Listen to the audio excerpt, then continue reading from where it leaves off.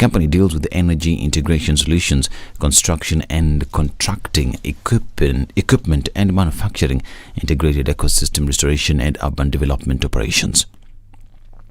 Azimio la Umoja One Kenya coalition leader Raila Odinga has denied endorsing Wiper party leader Kalonzo Musyoka as the presidential candidate in the 2027 general election. In a statement, Odinga explained that the praises he has heaped on Musyoka shouldn't be interpreted as endorsement, clarifying that the praises were an appreciation for his political backing in 3 subsequent elections. This is Raila's praise on Kalonzo. Juzi nilisikia kama Ruto alikuwa pande hii nasema tu mimi najua baba hatasimama, sasa mimi nitakuwa na saa Kalonzo tu. Anaongea juu ya Kalonzo kama Kalonzo ni kama yeye. Kalonzo ameshinda bwana Ruto mara 10. Yeye ni mtu mwaminifu. Anataka kudagawanya sisi. Baba na Kalonzo, sijui baba hatasimama, sijui nani hatasimama. Miongoni wetu hapa mtu atasimama. Sasa yeye anafikiri yeye ni mwerevu zaidi. Tutamwonyesha ati yeye hajui. Musyoka's backed Odinga's past 3 presidential election bids, 2 of those as running mate. Now, National Assembly Speaker Moses Wetangula has called on teachers and officials who will administer the national exams to ensure that there will be no cases of cheating. Wetangula, however, urged teachers to stop threatening to boycott invigilating the exams. Tunawaombea wanafunzi wote Kenya mzima ambao wanaenda kufanya mtihani. Tunawaombea wajitayarishe sawa sawa, wawe steady, wasibabaike, na wakishamaliza mtihani wale ambao wanaenda kuchunguza matokeo or marking of the exams wakuwe fair to every candidate, ili kila mtoto mtahiniwa apate haki yake kulingana na jasho yake na vile amejipanga. Some parents of the 174 students from Amabuko Secondary School in Kisii County were rushed to the hospital due to diarrhea and vomiting say their children are responding well to treatment. The parents say most of the students were discharged and resumed learning.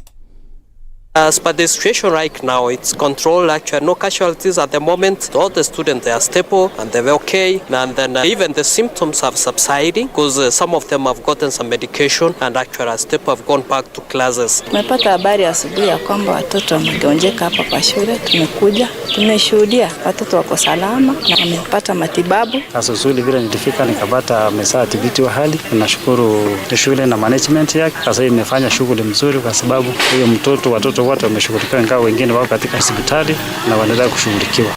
Law Society of Kenya President Eric Theuri has announced that the rapid response team in Nairobi arrested a suspected quack advocate. Theuri said the accused, who was a female, had impersonated one of the advocates and was using the name, which within the records was almost similar to that of the real advocate. Now, the arrest comes days after Theuri called for the prosecution of Brian Mwenda, who was flagged for allegedly impersonating an advocate, claims that he has refused. So thus far, for purposes of record, I am not a fugitive and I am a law-abiding citizen and I am not going anywhere. Any place that I'll be needed, I will go. We love the law and we want to persuade people. It's not just the text of the law, but the purpose of the law. It should also count so much as the text counts. Now, the family of a relative who died in an accident involving the car of the PS Ministry of Cooperative and MSME, Susan Mangeni, has now claimed that the driver of Mangeni was driving the car at high speed. Mangeni and the driver survived the accident yesterday afternoon at the Bungengi area of the Mumias Highway, while a motorcycle attendant, Julius Obwire, died on the spot. Obwire's family claimed that the car was speeding from Busia towards Mumias before it hit the border operator who was returning to Korinda from Nambale. However, the residents of Korinda and Bungengi have complained about the increase in the number of accidents in the area, while asking the national government to erect bumps and to control traffic in the area as one of the ways to prevent more accidents from happening. This is Newswire. I'm Dennis Asada. Good morning.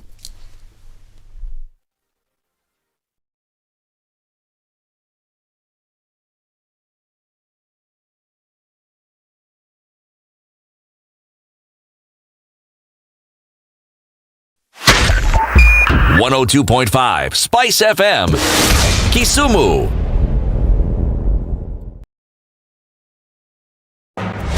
The following takes place from 6 a.m. to 10 a.m. every weekday on SpiceFM. It's critical that people pay taxes. But then taxation has to have a limit. When you start overtaxing people beyond certain limit, then this is now we call robbery with violence. We are all struggling, but we don't show. If you're not doing well, shame on you. But you have to say, I'm broke and I'm struggling. We are not okay until everybody is okay. We are pretending to have political parties. Why don't we just be honest? And we say, these are the Luyas, these are the Kambas, these are the Kikuyus, and we find ourselves in Kenya. You know, with politics and leadership, no matter what you do, there will always be a complaint. There will always be the assumption that you're either stealing or you're not doing things right. As a leader, don't fear. If you know you're doing the right thing, you've thought about it, you've got an expert advice, do it, then understand later. This country, we don't need prayers. Prayers is between you and God. Good governance and thinkers who care about the country and not their stomach. That's what we need. The Situation Room, Kenya's biggest conversation.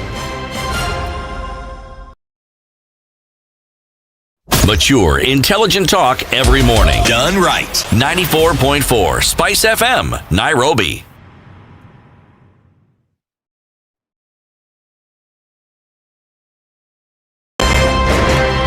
When you're impeached, you're impeached. When you're sentenced, you're sentenced. Madam Chief Justice. Until the sentence is set aside. Ukibeba vitu kwa roho utakufa. If you carry things in your heart, you will die. The reason for which you went to school and then gathered experience, that reason must be paid for. Oh, right. Okay. This level. Shape up or ship out. Levels don't change. No. It's about shipping up. You know my business partner here. Shipping out. Are we talking about the ship in the bathtub? Or the ship man. Emmanuel Talabu used to tell us a story of they were in school and they'd been told to write composition about a ship. His classmate raised a hand. Teacher, are you talking about the ship or a ship goat?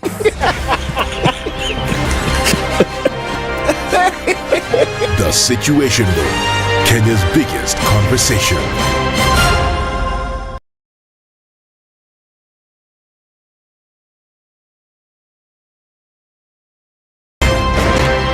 You tune into Kenya's biggest conversation. My name is Ramanyan. Amen. So 1 hour is over? Yeah. Oh yeah. Okay. It gets over. Can you imagine in 20 minutes? What the big boys have also done? I'm very proud of myself.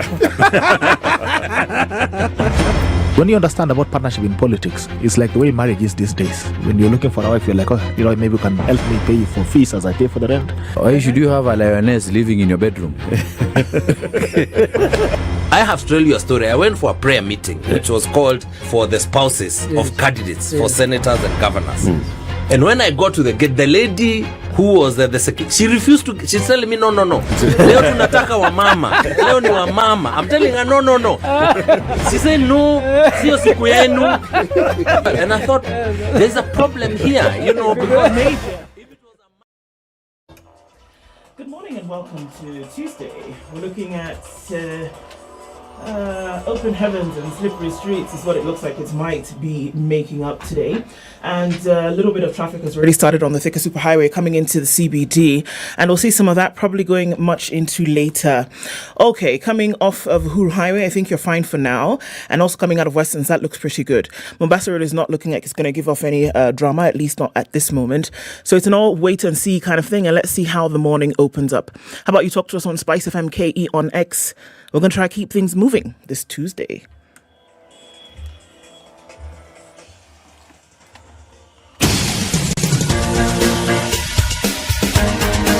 This is The Situation Room, the home of hard-hitting political commentary and penetrating insights about the state of the nation. This is a talk radio experience like no other. The Situation Room, a place for hard truths, debates, and elevated conversations. The Situation Room, witty, political, engaging, deep, controversial. In the room, we have C.T. Muga, researcher, academic, seasoned political observer, a fountain of wisdom in these politically uncertain times. Ndu Okoh, Nigerian by birth, Kenyan by choice, communications expert, Pan-Africanist, a truth seeker and believer in people power, and Eric Latiff, agent provocateur, the man in the chair, seasoned journalist, news hound, a man who believes in punching up, not down. This is the Situation Room, the only way to start your day. Good morning. It's 10 after 6 and we're just getting things, up and down and around. And here we are. It's Tuesday. It's the what? It's the 17th. It's the 17th of October.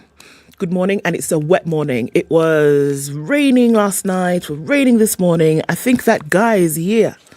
And so, people have been asking, where is he? Where is he? Well, here he is. El is here. So it seems like he's coming. Well, he has come. So he's here with us. Yeah, Kwisha Kuja. Titi, good morning. Morning, how are you? I'm still doing the thing, You're still doing the thing? Yeah. You're unleashing the dragon. Yes, one must organize one's bag. One must organize one's bag. One's bag is organized. Now one can speak to you. Okay. And how are you this morning? One is fine. That's good. So I had a conversation with Ndu this morning. How is she doing? Ndu's all right. Did she tell you anything new, something we need to consider perhaps? Well, Ndu has decided that she's going to attempt to have a good day today. Today is a good day to have a good day. Isn't it just? Yes. Right. So Ndu's also wondering how you are doing. Well, I had a similar experience. I also had a conversation with CT. You did? Yes. Right. And he told me that he was really okay. Okay. And the thing that he remembered about being okay was how, in an earlier time in his youth, a time gone by, one would say Nico Bam Bam. One being he himself. Yes, it has nothing to do with this, anyone's posterior. Voila. Yes, it's just, I am well. Yes. That is very good. Eric seems to be having a bit of a challenge this morning. It's not a challenge. It's what? It's gearing for work. Okay. When you see someone pointing in all sorts of directions and clicking things, then he's working, setting things in motion. Okay. There's a word for people who do that. 2 words actually, 3 words actually. Oh, here we go. Okay, add one word? No, just 3. Fundi wa mtambo. Fundi wa? Mtambo. What's mtambo? So you ask Eric, she's the one who's fundi. Eric, what's mtambo? Who knows? Who is this guy making up things in the morning? If all we know, he's making up his own language. And here we are telling us Fundi wa mtambo. And then here, unsuspecting non-Swahili speaker will be saying, oh, okay, that's a thing. And it's not. City, we see you and we know what you're doing. So just City is just being funny. And how are you this morning? I am well. Really? Yes. Fantastic. Yes, niko salama. Sina maneno. Mingi or at all? Sina maneno mengi at all. Okay. Apana iko matara. Apana iko matara. Ati mvua has started. Nicely. Over real. Like proper. Yeah, man, it rained. In fact, the sign, as far as I'm concerned, is the earth is suddenly cooler. It is. Now, the problem with this cool, it'll get cold. See, just give it a minute, man. You were just coming off complaining about how warm it is. So now I did not complain. No, you didn't complain. You just observed. noted. You observed. I observed. And you noted that it's getting warmer. But you were not complaining. You actually like the warmth. I like the warmth. Okay. This cold does a thing for me. Yes, and the thing is not a good thing. The warmth is not something that you like. No, my limbs really don't. Especially my joints, they don't like this cold. Oh, okay. Yes. However, I am fully armed. We're prepared. I'm equipped. Yeah, it's important to prepare. Let's talk about preparation again this morning. So, El Niño is coming. El Niño is here. City. Sorry. See, wait for the El Niño to come and say that I am El Niño. All right, sorry. Manyonyo kidogo. And I have 3 weeks ago it rained. You said El Niño is here. Then it went and said El Niño has gone. El Niño, it's not just rain. There's warm winds, very warm winds, sultry days on which you actually think you have a fever. You know what he said? You don't have a fever. Did you hear what he said? Sultry. Hey, oh my daddy. Hey. Anyway, so as El Niño comes, City is prepared. Preparing himself. He has set aside a budget. Amepanga mipango. Ameweka mikakati. amejitayarisha Thermos ingine. Kuna thermos nini blanket. Yes. Nayo Nairobi pia has also claimed that it's doing the same. Wamenunua thermos na boats nini ya kutengeneza Nairobi. We have invited the County Executive Committee member, that's the Minister for Mobility and Works in Nairobi City County, Brian Mulama, to join us at 7 a.m. today to talk to us about the County of Nairobi's preparation for El Niño. We know they said, have we seen what they said? That's the question. So, how many roads have you unclogged actually so far? How many places have you installed garbage collection points? How many roads that have potholes, have you sealed those potholes ahead of El Niño? Because you know what will happen. There's a pothole. You're driving along a road. It's flooded. You have absolutely no idea how deep a hole is. You just see still waters. And you then one are running deep. Then Pungulu. You suddenly find manholes. You're just a pedestrian. You're walking. You have absolutely no. You're trying to jump, hop from one area to another. You land inside an open manhole. Swimming. Yeah. So he is the man in charge of mobility and works. The minister in Nairobi County, Brian Mulama. 7 a.m. he will be here. 8 o'clock. President William Ruto is in China, and among the things that he is pushing is new deals with the Chinese government. PPP contracts, we'll be looking at that in the headlines, and also the dispatch from State House ahead of his visit had said he's also going to discuss a new deal to complete SGR from Naivasha, now crossing over into Uganda. Now, do we know the details of the contract that for the SGR phase 1 and 2? No, please. Kipchumba Murkomen, the CA, has released some documents. Were those the contracts? No. The people who are looking for those contracts, even going to court, were a vugu called Okoa Mombasa. A vugu what? Vugu. Right. Okoa Mombasa is this group of people who've been saying, you know what, we need to actually safeguard the economy of Mombasa. SGR is affecting us. And now we have something called concessioning of the port of Mombasa. And we were having a conversation last week with the governor of Mombasa County. Now, Odhiambo Ramogi is an economist and a member of the Okoa Mombasa. He'll be here with us. Let's examine the pursuit of a new SGR deal in China by President William Ruto. Sindio? And then at 9 a.m., Bomas talks have been happening.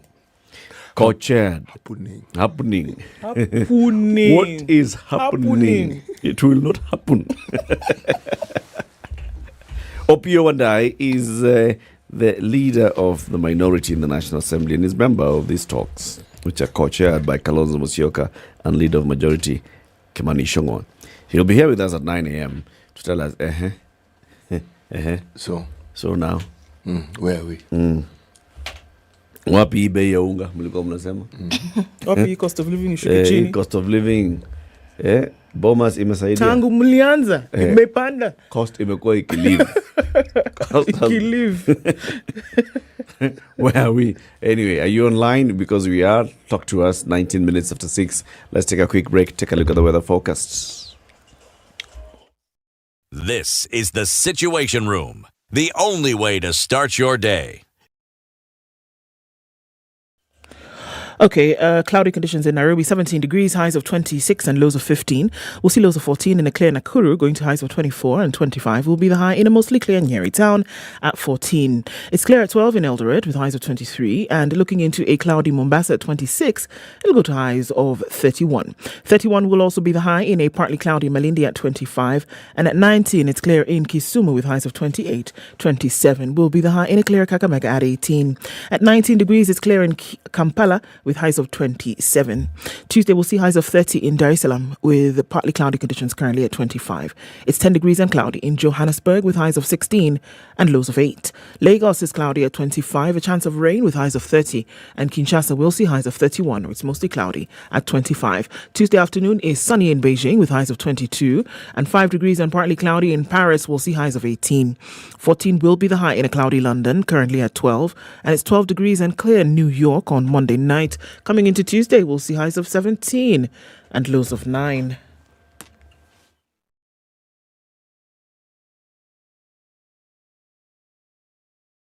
Mature, intelligent talk every morning. Spice up yourself.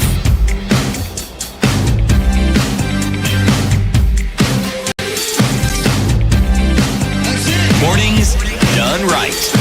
94.4 Spice FM, Nairobi. Quickly. Who's online? People have woken up, and Deep State has told me today that I'm very happy. He said, Ndu, your Swahili is very good. Did you get it? No, yes. From the interview yesterday. Yeah. Thank you very much. Wacha nikuulize. No, please stop it. Let's not do it. In fact, no, we're not going to. Kwanza using Kiswahili sanifu. Pindi mlipomnunua hayo mashamba. Pindi what? Yes. Eric, mlilipa hela ngapi? Yes, kwa ufupi. Na unasema ulipewa cheti. Cheti cha umiliki? Ama. Ndu. I was like, ama cheti cha urithi. I did. In fact, then I followed and I finished with wadfa. I mean, the thing that Ndu said, which means Meshika, so Eric, stop it. Stop it. Stop it. Two of you are not. Stop it. Two of you are not serious. Okay, let's say Deep State. Deep State, advise listeners on what are the key things to watch out for before buying land in Kenya from your eons of experience, CT. So, all the many thousands you've bought, tell us now how we should or should not behave. We should tell you, by the way, we are selling a piece of land. That piece of land of ours. The one with rocks. Yeah, no, you see, ours, there's no problem.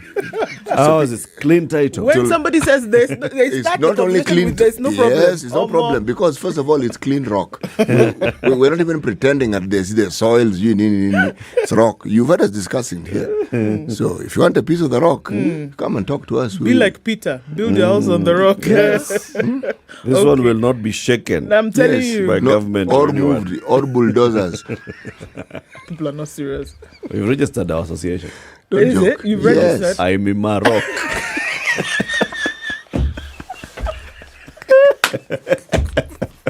You know, humor is a coping mechanism in Africa. Do you know that? Yes, it is. It is. Because if you cannot laugh at things, you will die. Someone tell me. Some of these things are so serious they require laughter. I'm telling you, it's true. He also says that Edna, it was nice seeing you the other day. You are very hot.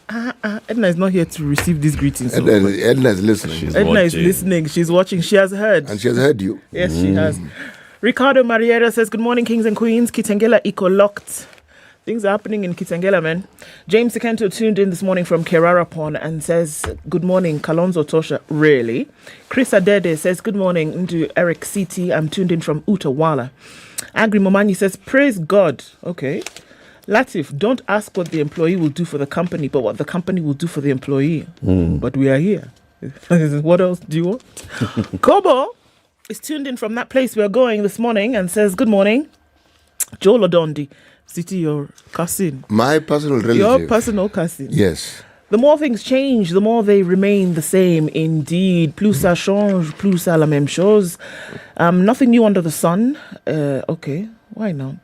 Monish Janeth this morning is not in Singapore or Philippines. He's in Japan. Wow, okay. Good morning, team. Japan. So Penda Sana, looking forward to another exciting discussion. That's Carol Nyambura. Good morning to you. The Kikombe says, good morning from Phuket. His proverb from the day says, even from then, lion. No, put it together and then we can understand what you're saying, man. Emmanuel, tuned kama kawaida all the way from New Delhi. Ndu Eric and CT tutatenga. No, it's another hard Kiswahili I can't understand. Mtenga nini? Sama tu. Sijui. Mda mkuje Delhi tuteseke wote. Okay, wow. Okay. Tuteseke wote. All right, Josegi says, good morning, Tuni from Meru. Governor Kawira impeachment motion will be tabled today in Meru County Assembly. Yes, it will. And Abdul Kadir Hawadle says, good morning, tuned in from Garissa. Good to have you here, brother. Always great. Jimmy Wekesa says, good morning. David Adams is here as well. Ann Gore is tuned in. Desmond says, why did Raila change his mind on endorsing Kalonzo and you're crying? Did he change his mind? Ever say it in the first place? That's the question. Lina says, good morning. Hiram Gadondu says, good morning. And says, good morning from K West. Ndu, City Nafundi wa Mitambo. Sawa. Gossip, your name is Gossip, says, good morning, tuned in. It's hot. It's 6:20 in the morning and it's already 30 degrees in Mombasa. Tuned in, streaming, that's Roger Miller. Are you sure your name is Roger Miller? Leshan Sanchez also tuned in. Dennis Ogutu says good morning. Isaac Babji says good morning, everybody. I can see all of you. Can't get to you all, but we see you. Teresia Madeka Justice, good morning. Hamjambo. Nakuru bado judge. She's saying, Kiniu kuna mvua. Kiniu kuna mvua. Where is Kiniu? I don't know, but there's clearly rain. But that is where the justice is this morning. In Mashambani.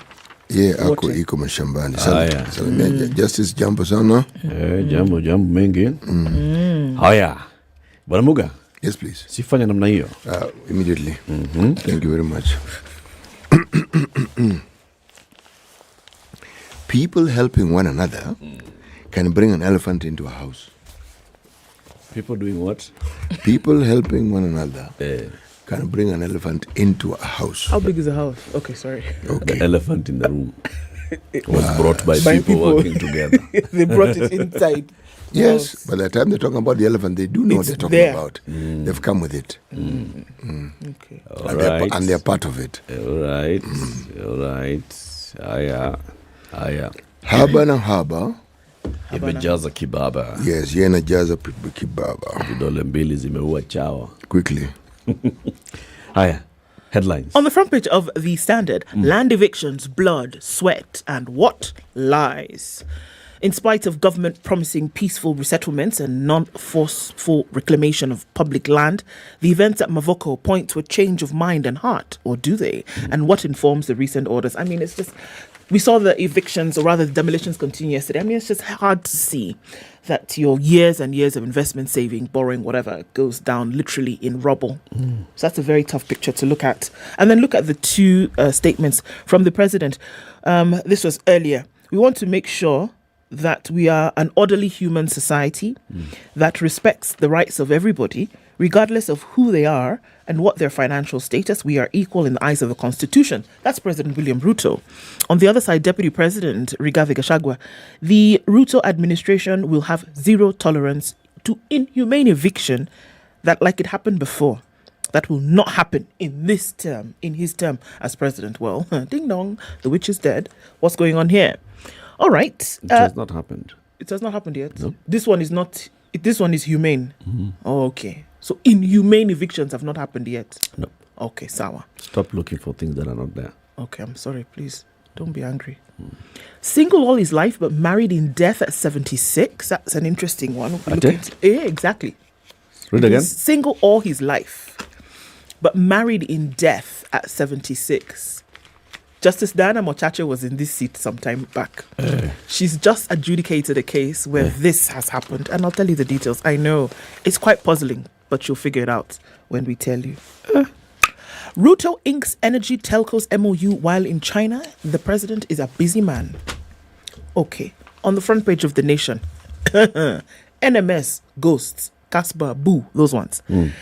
They've come for Uhuru's allies. So how has this happened? Well, Queried House team calls House team calls for a forensic audit of Nairobi Metropolitan Services operations amid questions over tendering for city hospitals, the 23 of them.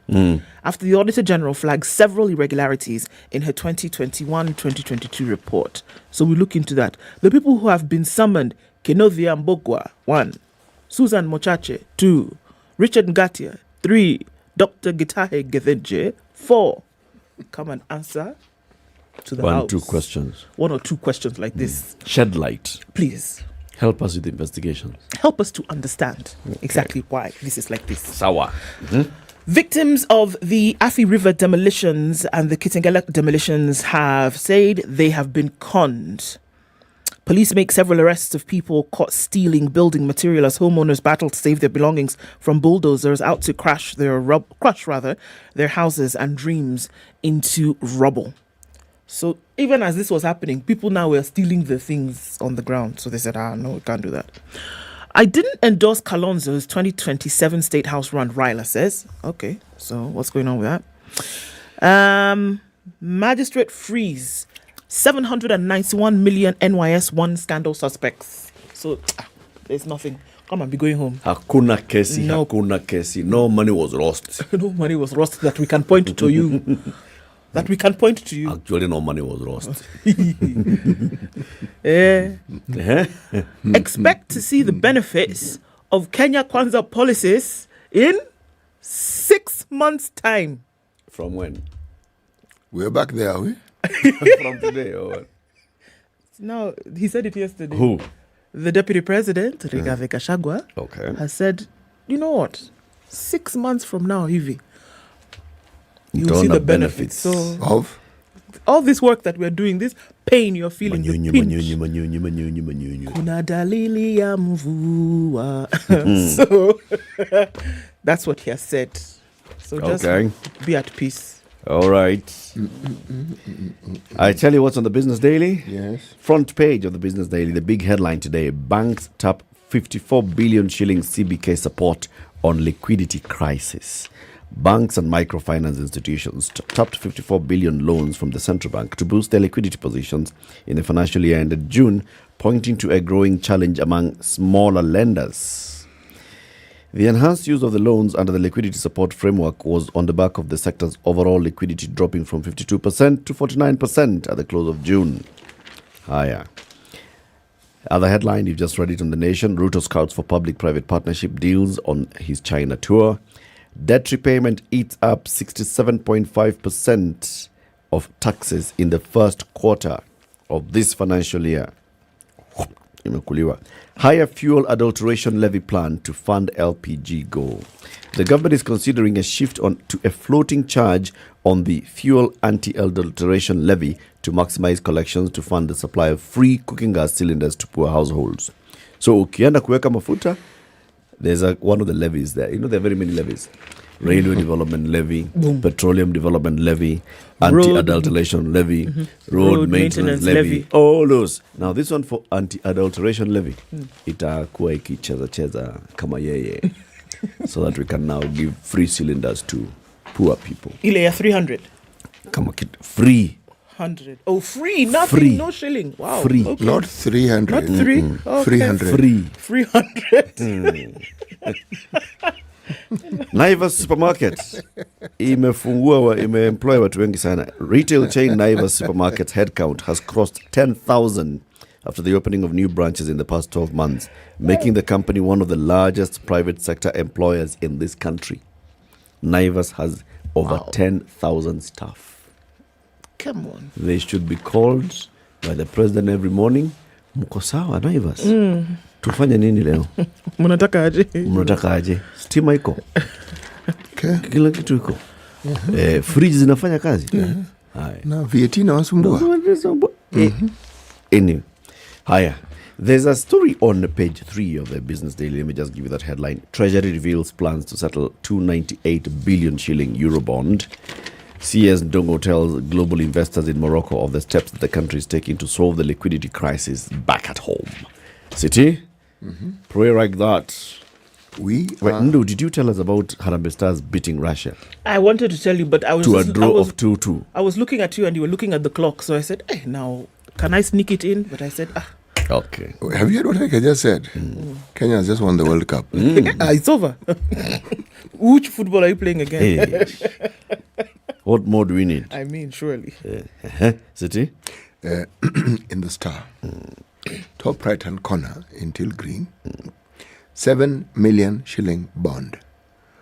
Court sets hefty bond terms for NIS officer in the 166 million theft case. Okay. At least it looks like we are now setting serious marks for people who have stolen more than 100 million shillings. Okay. It's rising. The next thing you'll hear is somebody who has misplaced a billion shilling is also being told to pay money. But this story is interesting. The court yesterday released 12 serving and former national intelligence officers on hefty bond terms after they were charged with the theft of 166 million from the agency's SACCO. Atinini? Yeah, there's some problem with the SACCO. And it was determined that these guys were then responsible. You know that money which you were being told money did not get lost. Yeah. Also, this one didn't get lost. Some people took it. Okay. So since they took it, there was this little detail of you need to answer. Okay. And tell people exactly where it went. Okay. Right. Another attempt to decriminalize suicide launched. Okay. You will no longer be arrested and charged for attempting to take your life if a fresh bid seeking to decriminalize suicide is approved. Nominated Senator Hamida Kibwana has fronted changes in the penal code to decriminalize the act that she attributes to the rising cases of mental health illness. How very right she is. Is she aware that there is that whole thing, what we were discussing last week? Maybe a bill has been taken to Parliament, to the National Assembly. Yes. That is consolidating, reviewing the penal code. Yes. And procedures. Yes. Now she's taking a bill to decriminalize. Senate. Yes. To Senate. Yes. Or Pio is taking a bill to Parliament to decriminalize the death penalty. Yes. To do those things with the death penalty. Yeah. Abolish.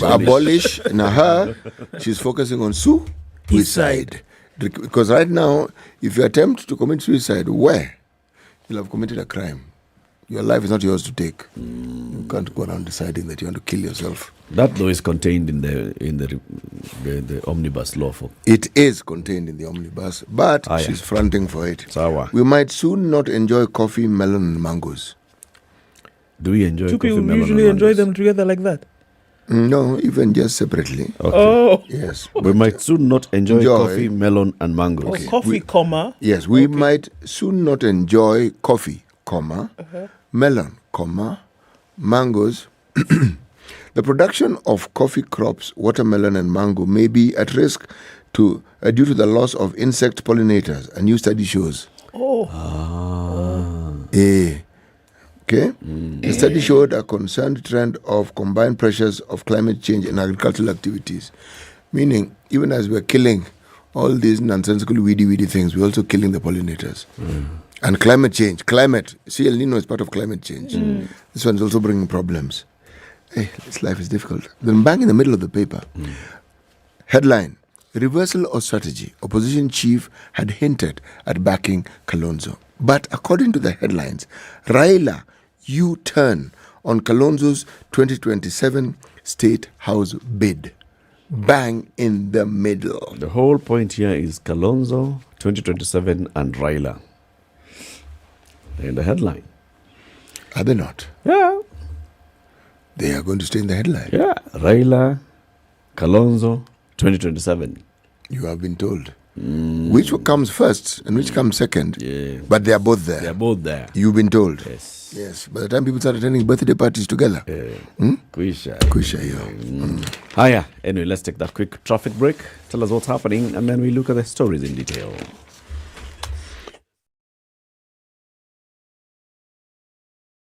This is the Situation Room. The only way to All right, start. I'm seeing a little bit of it on Jogoo Road this morning, as well as Uhuru Highway getting into the CBD. The Thika Superhighway, fine form, and that means quite some traffic, but nothing too sticky at the moment, at least not beyond the Pangani Underpass. If you're coming off Limuru Road, you're all right. Coming out of Westlands also, not looking too bad. I know the skies are dreary, and there's a bit of a drizzle here and there, and it's going to slow folks down as we get closer to traffic hour, but for now, it doesn't look like anything too alarming. Going towards that eastern bypass, heading out towards Utawala, a little bit of movement as well as you get through towards that Mihango area. But apart from that, I think we're all right. We're going to see a lot of movement on Kangunda Road in a minute, and Manyanja Road as well, crossing over towards Jogoo Road. So something to watch out for, but for now, it can be handled. Let's see what happens closer to traffic hour, and in the meantime, let's talk on SpiceFM KE on X.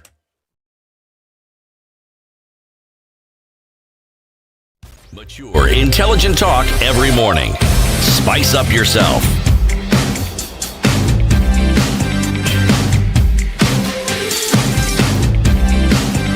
Mornings done right.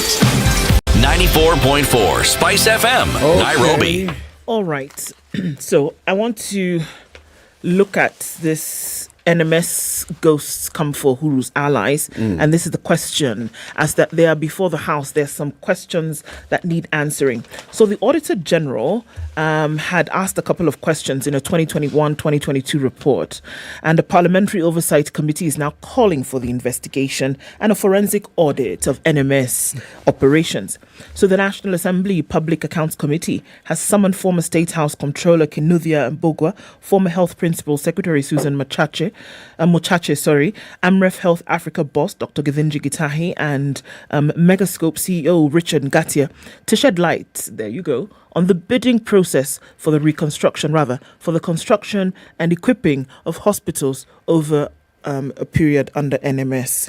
The development comes after the committee chaired by nominated Member of Parliament John Badi questioned the tendering process for the hospitals after Auditor General Nancy Gathongo flagged several irregularities. The committee was probing the accounts of the Executive Office of the President for the financial year ended June 2022, and she saw that, there were some things which didn't quite make sense. Now, in addition to all of this, there were some pending bills of some small 14.8 billion shillings that had not been paid. So there were monies that were owed, but NMS now packed their load and left as per, we don't need you anymore. 14 billions. That's right, please. So they're saying during the year under review, the Ministry of Health entered into a contract with Amref Health Africa for the construction and equipping of 19 level 2 and 3 facilities in Nairobi for a contract sum of 869 million, with the contract to be executed within 90 days. Even that 90 days is small. However, Amref would have been licensed as the ministry's procurement agent, appointed Megascope Healthcare to implement the project for 900 million. Subsequently, NMS entered into a deed of assignment with the ministry for the project in 2021. Now, in steps Ms. Gathongo, and she said that despite Amref being paid the full contract amount, 4 facilities remain stalled years after the expected completion date. You said this is how much you need to make these 19 facilities. You were given that money complete. But now out of the 19, 4 of them, they've not finished. They've not finished construction and they have not even started equipping. So Nancy is asking, excuse me, how far? So that how far now must be answered before the PIC. Before the PAC. Buddy is asking, why, first of all, was Amref chosen for the procurement? Let's understand that. Mbadi. Yes. Not Buddy. Mbadi, sorry. Okay, they're both in the story. They're both in the story, but now in this one is Mbadi. Okay. He's asking, why was Amref the one who was contracted for this? Let's just start from the beginning. As opposed to anybody else. What were the grounds for? Is there another Amref? Just one? No, as per, there could have been anybody chosen, any organization. Why is it that they chose Amref? As in, what tendering process did you use? Oh. You understand? So they're not allowed to single source?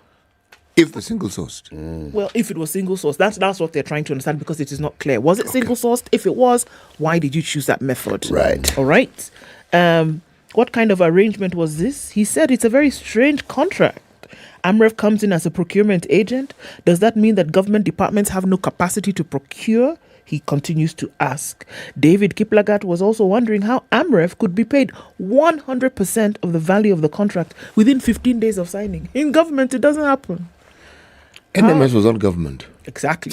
That's why they're saying, did you people use this thing to now pay yourselves very fast? Because if it was government, it would not have happened like that. We would have paid small. Or rather, we would have paid nothing. And you people would have finished the work. Because it's accepted practice that everything in the government is laborious. It takes time. Must it? So now he's also wondering why some of these projects are still going on and the contract is only for 90 days with no extension. Remember, they were turnkey, plug and play projects. So now they're being asked pending bills, number 1. All these other questions, number 2. And then you've not even paid some 14.8 billion, number 3. This NMS thing they said here, until we see the Auditor General's report, let's be cautious about saying, yes, very good, now here we are. Not only here we are. Here they are. Megascopes, sijui who Amref, sijui who, sijui how many hospitals are not yet done? 4 out of 19. And the ones that are done, are they operational? John Mbadi is now putting a big question mark behind those, because he now said, if 4 are glaring, then it is necessary for us to look at these other ones, whether they're actually fully in operation as per the agreement. Hiyo imeenda. Just like NYS1 imeenda. Former Devolution PS Peter Mangiti, former National Youth Service Director General Nelson Gethenji, and businessman Ben Gethi have been acquitted in the 791 million shilling NYS1 scandal. What? Yani wameambiwa waende nyumbani. Wameambiwa no case to answer, please go. We are very sorry, please go home. Okay? Milimani Chief Magistrate Wendy Misheni said last evening that the prosecution failed to produce enough evidence linking them to the theft of the hundreds of millions of shillings in what was termed as NYS Season 1. The magistrate said the offences filed against the former senior NYS officials would have been proven if the prosecution had just done a simple thing and presented electronic evidence in their bid to pin down the suspects.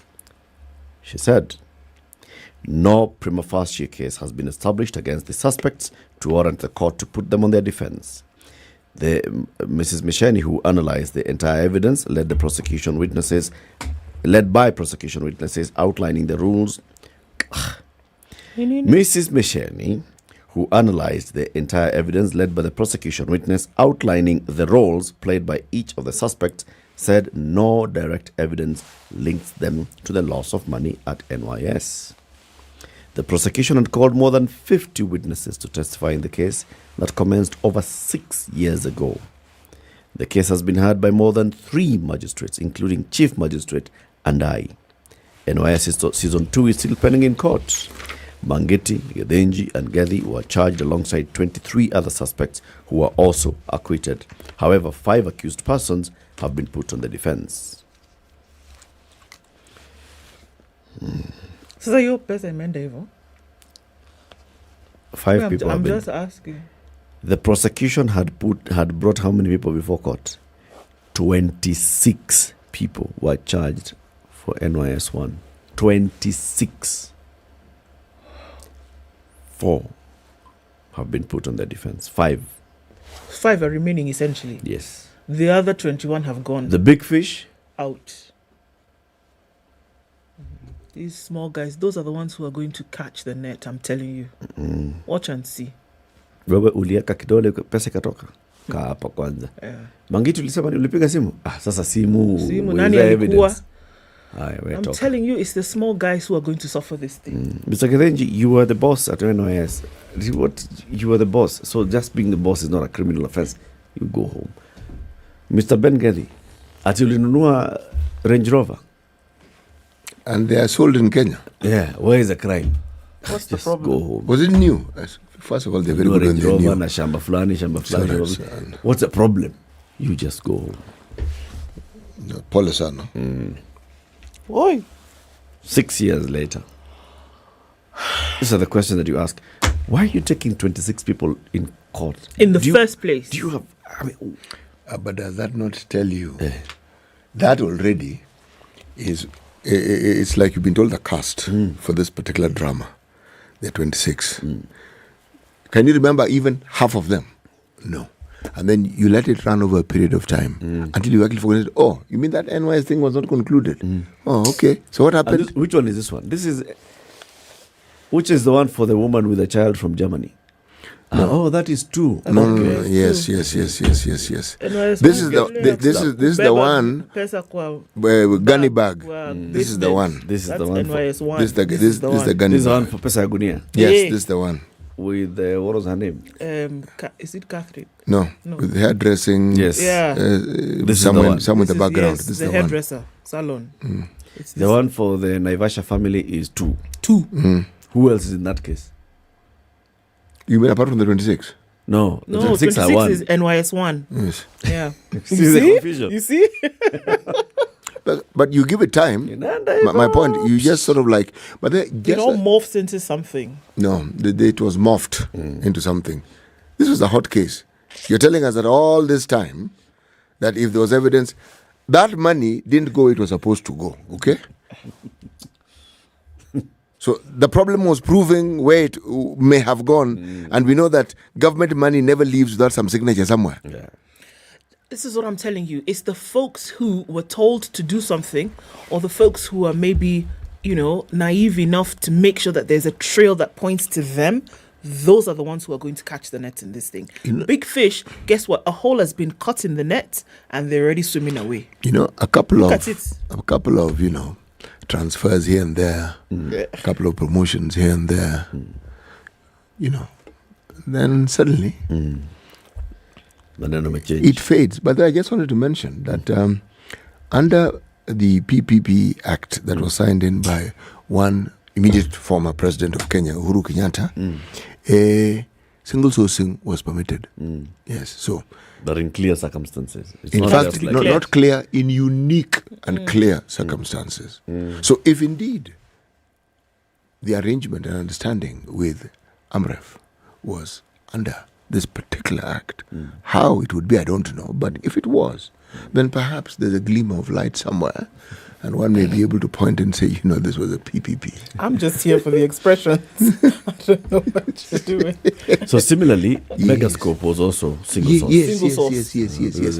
And also, you could also argue that MES was also single source. This thing of we need, and so we procure, and to jump, hop, step, the many hurdles of government procedures, we just single source.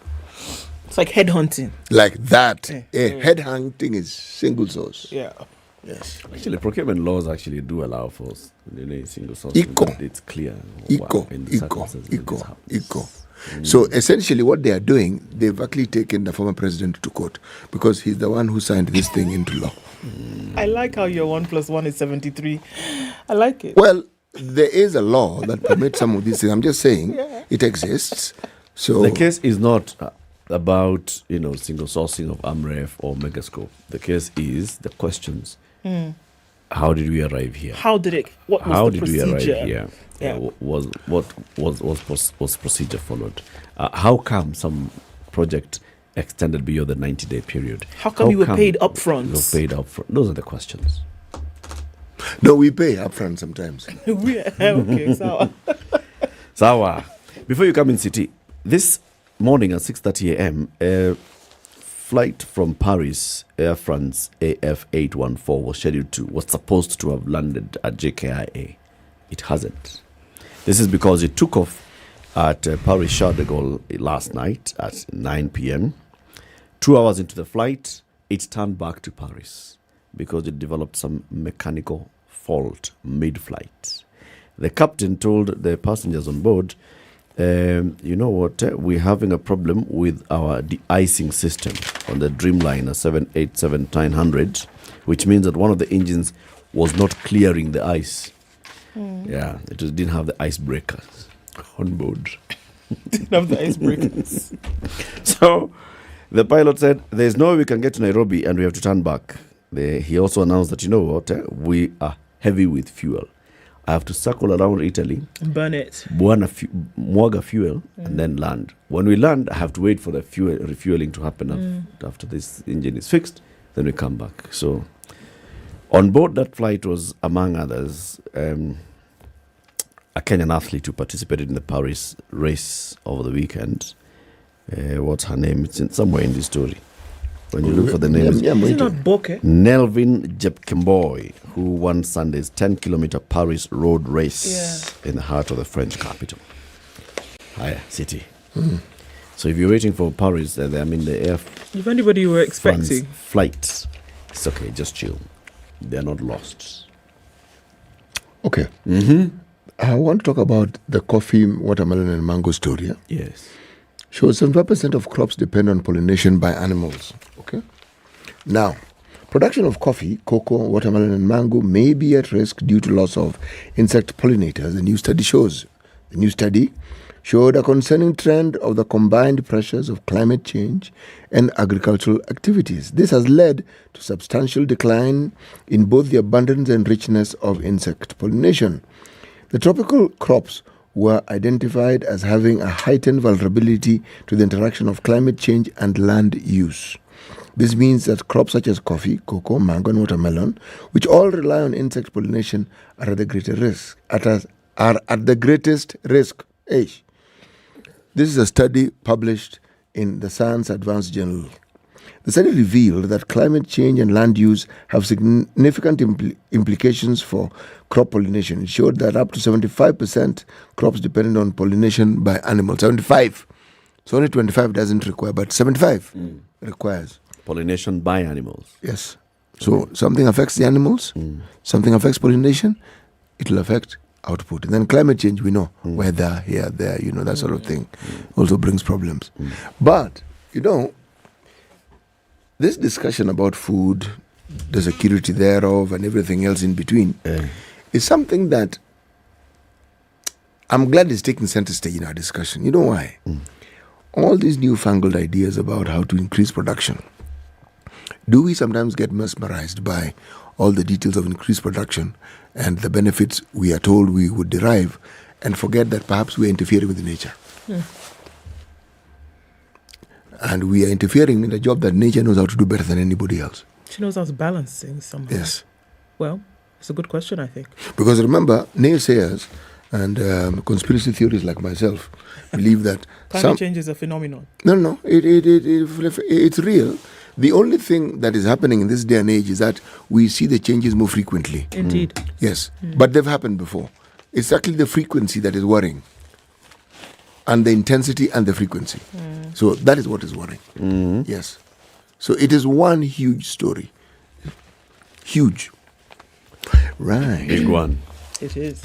Okay, quickly. You wanted to know how you can be single in life but married in death? Yes, okay. please. In his lifetime, 76-year-old Kawajit Singh Chadha was said to be a bachelor. However, upon his death, a marriage certificate emerged indicating he married 4 months before he died. Okay. His family told the court that since the 1960s, they had begged him, please now, to find one who would smite his heart with love and marry her. However, the court heard that his stand was too hard for Cupid to strike and light up his soul for a woman. So, the puzzling tale of Singh, who was said to be single but emerged a married man in death, is contained in a case where a woman and a pastor were charged with forgery, convicted, but subsequently released on appeal. He died on October 31st, 2018, and was said to have married on July 27th the same year. Okay. Diana Mochache High Court judge ordered that Marilyn Mercy Wanjiro and Christopher Mutira of International Pentecostal Wholeness Church be set free after finding no proof that they forged a marriage certificate. Now, how they forged a marriage certificate for this man who is said to have been a bachelor his whole life. So there's no proof. There's no of forgery. proof of forgery. Okay. So they were told, you can't go. So Wajiro and Mutira were charged before the magistrate's court. After trial, they were found guilty for forgery. This was after being told that they could go initially. No. This was the initial. So this they was initially found guilty. They were initially found Then guilty, on but appeal? later she now said you can't go. Uh-huh. They moved and they had gone to the High Court, etc., etc. So does that mean that he was married? No. So now the question is, if they were brought in to say that they forged a certificate, what was the intention of that? Was there something that they were looking for? But if they have not been found guilty of forgery, then does that validate the marriage Does certificate? that validate his marriage? And this is what is causing the mystery. From the registrar's record, the marriage was officiated by Mutira, and Gishehi testified that the certificate was issued regularly. So the family is saying it is not possible. This man, for all the years he's been alive, we've been begging him to get married. It's not possible that now 4 months after he's died, we find that he finally found the love it's of possible. his life. Oh, those things are very possible. And his soulmate. Haven't you seen, haven't you read, haven't you been told of cases where somebody is married to one dear wife, then passes away, colored photocopies arrive? 7 a.m. Time for the news. Spice Spice up your life.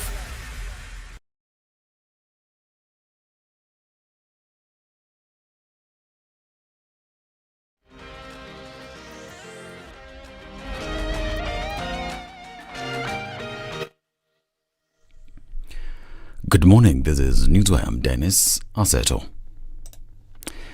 Environment, Climate Change, Forestry Cabinet Secretary C.S. Tuya has announced a government plan to distribute tree seedlings through chiefs in an effort to accelerate tree growing activities across the country. The Cabinet Secretary spoke at Ngong Road, Southern Bypass Interchange Road Reserve, where she led Ministry of Environment, Climate and Forestry and Kenyan National Highways Authority staff in a rapid tree growing exercise. The 15 billion tree National Growing System and Ecosystem Restoration Program strategy identifies road reserves and waylays as potential sites for planting trees in an intervention christened greening infrastructure. Now, Deputy President Rigathi Gachagua has urged government appointees from Central Region to work hard on their assigned tasks so as not to let the president down. Speaking during official launch of Redeemer Sacco Credit in Nyandarua, Gachagua said the president appointed various people from the region to control key dockets in the government, urging them to ensure they make President Ruto proud. He made the comments even as a group of politicians and religious leaders from the Gikuyu, Embu and Meru community declared that they will rally behind Gachagua as the regional political kingpin and support his bid for unity of the region. The DP said that Kenya Kwanza administration will remain strong because it was brought to power through prayers and that it will be sustained by prayers. And the Danson Mungatan-led ad hoc committee on Shakahola massacre has said there is no morgue or graves at the New Life Prayer Center and Church, as alleged earlier in a section of social media. Pastor Odero said that the house alleged to be a morgue is a safe house that hosts a power distribution and control room. Odero said there was no morgue or graves and was ready to take the committee to all corners of the premises to ensure the same. The committee spoke during the visit of Pastor Odero's church to verify the statements and testimony of the DCI and Pastor Odero, who appeared before them Friday. The committee also cleared Pastor Odero of any links of preaching starvation to the congregation.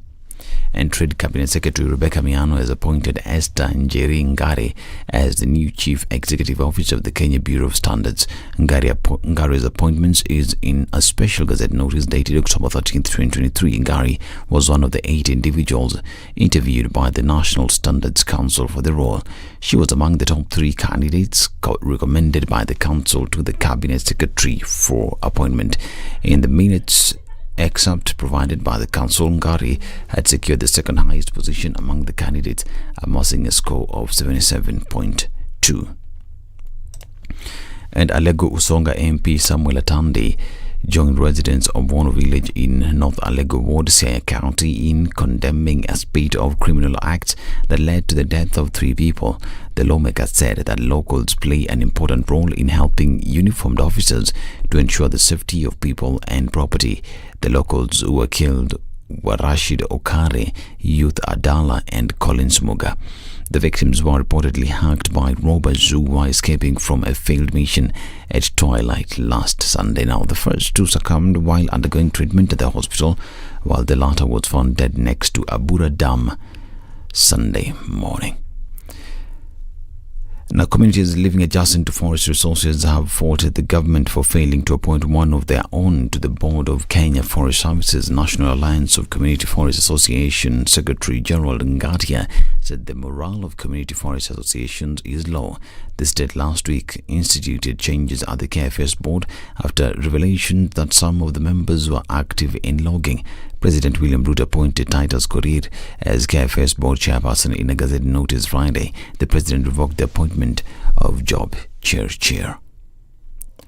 Now, further afield, and thousands of people in Gaza have gathered at the Rafah border crossing with Egypt as diplomatic efforts continue to open a to open it before Israel starts its expected ground operations, but the United Nations said there had been no progress in negotiations on reopening of the crossing. Cairo blames Israel for not cooperating.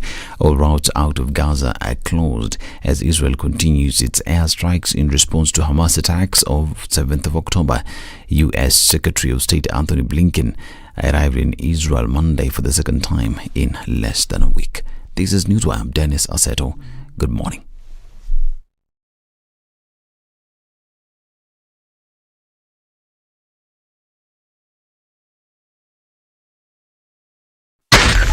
SpiceFm, Nakuru. All right, giving from the Eastern Bypass, and there's a bit of a drizzle that's happening in Nairobi this morning, and indeed in other parts of the country. It might slow traffic down just a tad, but nothing that we're seeing now. There's traffic on the Thika Superhighway. It's coming in from that outer ring junction, and we'll see it probably build up as we get closer to traffic hour. It's also starting to be heavy early, actually, on Kiambu Road. Limuru Road is also pretty heavy at this point, and we're looking at traffic already having built up on Chiromo. It's coming in heavy on James Gishoro and then spilling towards Wayaki Way, and it's going to continue from all we can see. Gong Road busy as well, inbound to the city. On Langata Road, coming in from Magadi Road, we'll see that also. Heavy traffic then towards the Nyeri Stadium roundabout. And Jogo Road, busy through to Landis at the roundabouts at Kamkunji. It's also doing the thing. All right, let's see what happens as we get into traffic hour. But for now, it's busy. Let's keep our wits about and talk on SpiceFM KE on X.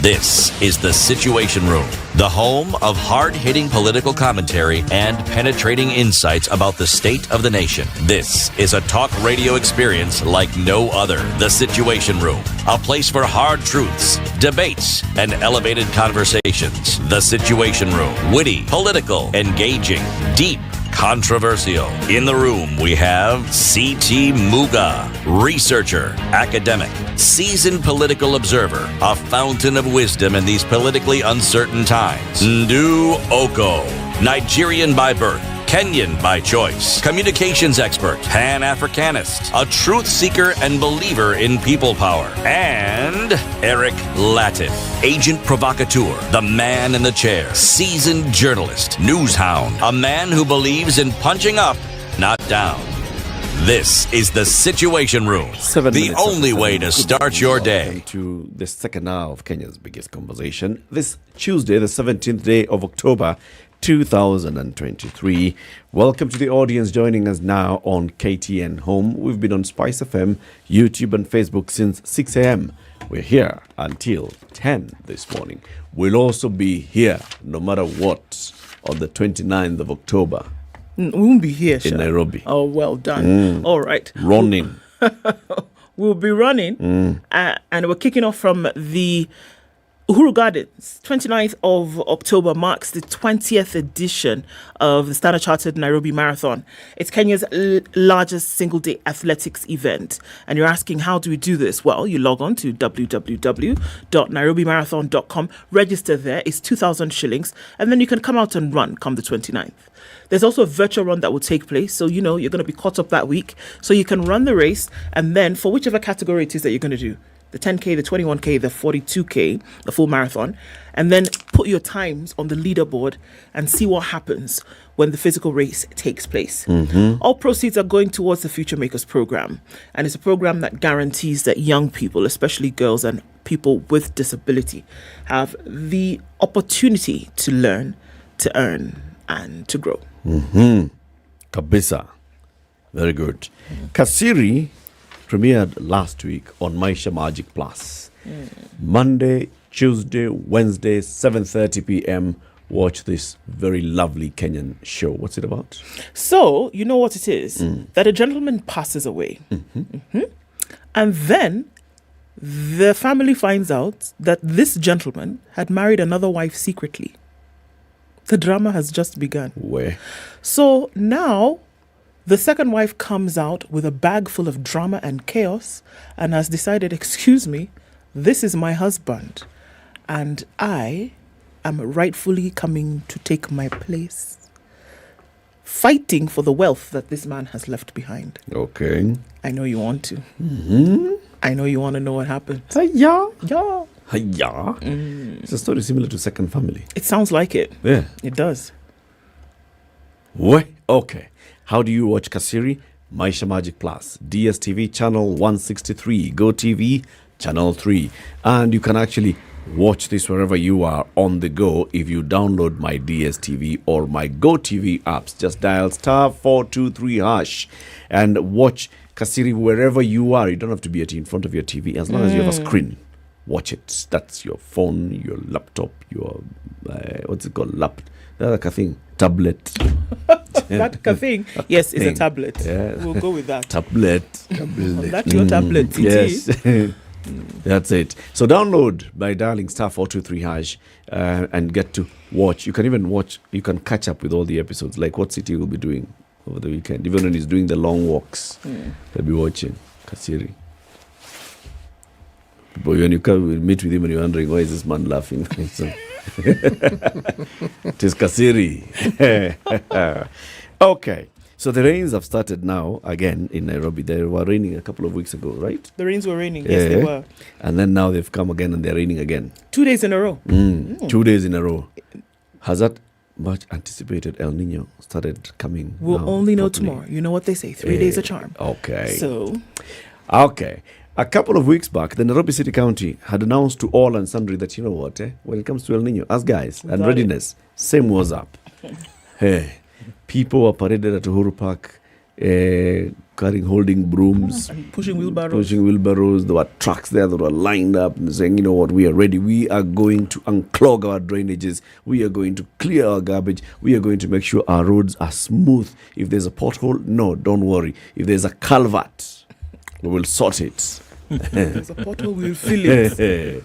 The man in charge of some of those works is here. He is the minister in Nairobi City County, the County Executive Committee member in charge of mobility and works, yes. Brian Mulama. Good morning. Morning to you. Welcome to Kenya's Biggest Conversation. Thank you so much. It's good of you to occupy the hot seat of the Situation Room on this 17th day of October.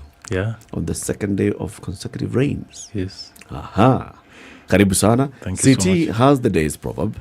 And this week, the proverbs are from Rwanda. Yes. Call it the Republic of Rwanda. Republic of Rwanda. Okay. The land of 1,000. Okay. Yeah. Mm-hmm. Right. Why is it called Can't Do 1,000 Hills? The land of 1,000 hills, Mille Collines, it's because it's extremely hilly. It is. Yeah.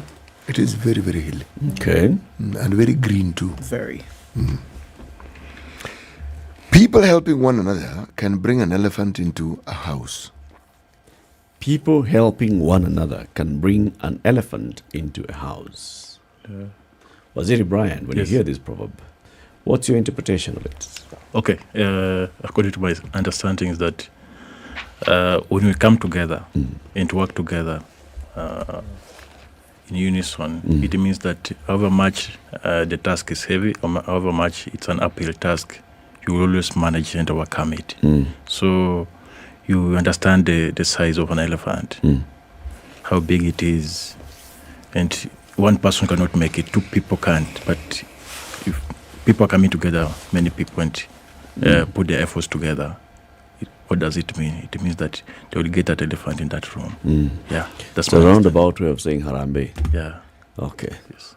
City, how do you judge Waziri? I'm close there.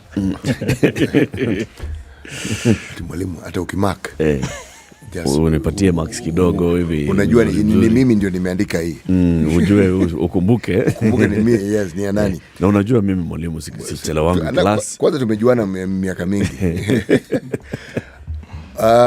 You know, the beauty of interpreting a proverb is we're actually asking you to tell us your interpretation, so you cannot possibly be wrong. Yes. Thank you. Yes. And it's a good interpretation. Yeah. So well done. Okay, thank you. Now, Brian, please introduce us to your department, the Department of Mobility and Works. Yeah. What are you supposed to do? Okay. I'm Brian Mulama. I'm the CC in charge of Mobility and Works. The scope of work that we are doing, first is the road works. Second is the transport element, where we have to make sure that there is There's sanity within Nairobi in terms of the logistics from one place to another. Street lighting is part of our commanded. Drainage system too is part of our responsibility to make sure that there's proper drainage. And lastly, public works. What is public works? Public works are facilities that are owned by the government. For instance, schools, some of the staff houses, some of the signages, stadiums. So we always make sure that we get it right in terms of having the best stadiums, the best housing projects. So public works it's generally all the assets that belong to the county government of Nairobi. Yes. So when you talk about now public works, like you've said, staff houses, dispensaries, county dispensaries and health centers, all Nairobi county schools, and such, and City Hall itself, and making sure that they're all spruced up, look fine. Okay. And the vehicles? That's part of mobility. Okay. Vehicles. We've got a fleet of about 485 vehicles. How many? 485. Nairobi County Government, yes. Yeah. Are they all working? Yeah, all of them are working at the moment. Okay. Yeah. We had many that were looking very, very dilapidated. The ones that are working are 485. I haven't talked about the ones that are not working. The ones that are not working. Yeah, about 800 there. Okay. Yeah. Now, getting into the conversation for today, yes, it's about preparation for the oncoming rains. Yes. Of course, when it rains in Nairobi, it's one city that has about 4 to 5 million people at one given time. We have congestion on the roads. We have estates. Over half of Nairobi's residents live in what we'd call slum areas of Nairobi. That means that we have people who don't have permanent houses. They live in areas that are not properly serviced. All these, the county government said, are going to be sorted out by the time the rains come. Yeah, we've really tried giving our best. When Nairobi was designed some times back, Nairobi was only meant for about 450,000 population. Yeah. But right now, as you put it, it's about 5 to 6 million population, the number of population. So we have to adjust, and in terms of adjustment, we have to make sure that we give our best. And one of the things that I can talk about, the Niño that is coming, we did preparation 2 months ago. We already have 3,500 employees who are going to provide some works in terms of clearing the drainage system and clogging the system. We've talked about having the flashing unit system that we purchased for this particular course. We've got an extra of about 60 trucks that we added to the other ones that we are having. So if you walk around Nairobi in all the 85 wards, we're doing a lot in terms of clearing the sewage, cleaning around and clogging, flushing the blockages that we've been having. This is one of the initiatives that has been done. It's a multi-sectoral conversation that we had from the disaster team, the works team, the environment team, the inspectorate, and we decided that we want to regain the glory of Nairobi through the leadership of Governor Sakaja. And one of the things that we are committed in terms of making sure that we have the best is to make sure that some of the structures that have been developed on our drainage systems, we're doing away with them right now. Like? The kiosks that are on our drainage systems, the business vendors who decided to have those kiosks, they end up causing a blockage of our drainage system. Guys who are living on a riparian line, to ask them to move from those areas because of the rains that are coming. We don't want to lose anybody. Our disaster team is prepared just in case it starts raining today. We have the facilities that will help to help people move from the areas that will be highly affected, like Ruai, and to house them. Not to house them, just to take them to safer places. Or to transport them. Yeah, like maybe we've set aside schools that we're gonna use for this particular purpose. So it's something that we are committed in terms of making sure that we're not caught unaware. We've been having this arrangement, and I want to appreciate our governor who has been supportive in terms of providing the human resource, the having the machinery that we require for this particular course. And it's not about Elino. Elino will be here with us for about a month or two, but now this is going to be a continuous program that will really help to transform Nairobi, so that we can have a better city. And as I want to put it, as Nairobi, we're not competing with other counties within Kenya. We try to benchmark with other cities like Paris, New York, so that we get it right. Johannesburg, yeah, exactly. But not Abuja. Hey, have you been to Abuja? That's a cue for you. Lagos. No, I mean, look, so even as we're looking at all of these things, and I think that, usually we react. Yes. And so the question is, in terms of looking and saying, yes, definitely the rains will come, they will be heavy, and there will be an marked difference in the amount of water that we'll be getting because of the rain. Now, when we want to say that we're clearing drainages for the purpose of this, are we looking towards permanent solutions to some of these things? Because then it's not one downfall. Yeah. And usually we often think that it's heavy rain at all times. But the truth of the matter is that it's little amounts of water over long periods of time that creates this flooding. And that's what essentially El Niño is. These measures that have been taken, are they rested in permanency, or is it a one-time, flash in the pan kind of thing, and then we move until the next rains come? If you really do want to compete with Abuja, you're going to have to. Okay. Basically, what I mean is that this is a continuous program. And what I've discovered is that some of the drainage system that we are having were done a long time ago. And we have a program in terms of having a proper drainage system within our CBD. Yeah. And it's just a matter of budget, but I know in our next financial year we'll be setting aside a good budget for proper drainage system, meant for the drainage system and even the supply of water within our Nairobi city. So one of the issues that we've been working on right now, these are temporary solutions because of the time frame that we're having. So that just to clear the ones that we're having, right now, if we talk about constructing a proper drainage system, it will take some time. Yeah. So it's a temporary measures just to make sure that we get it fairly and our people and Nairobians are not affected.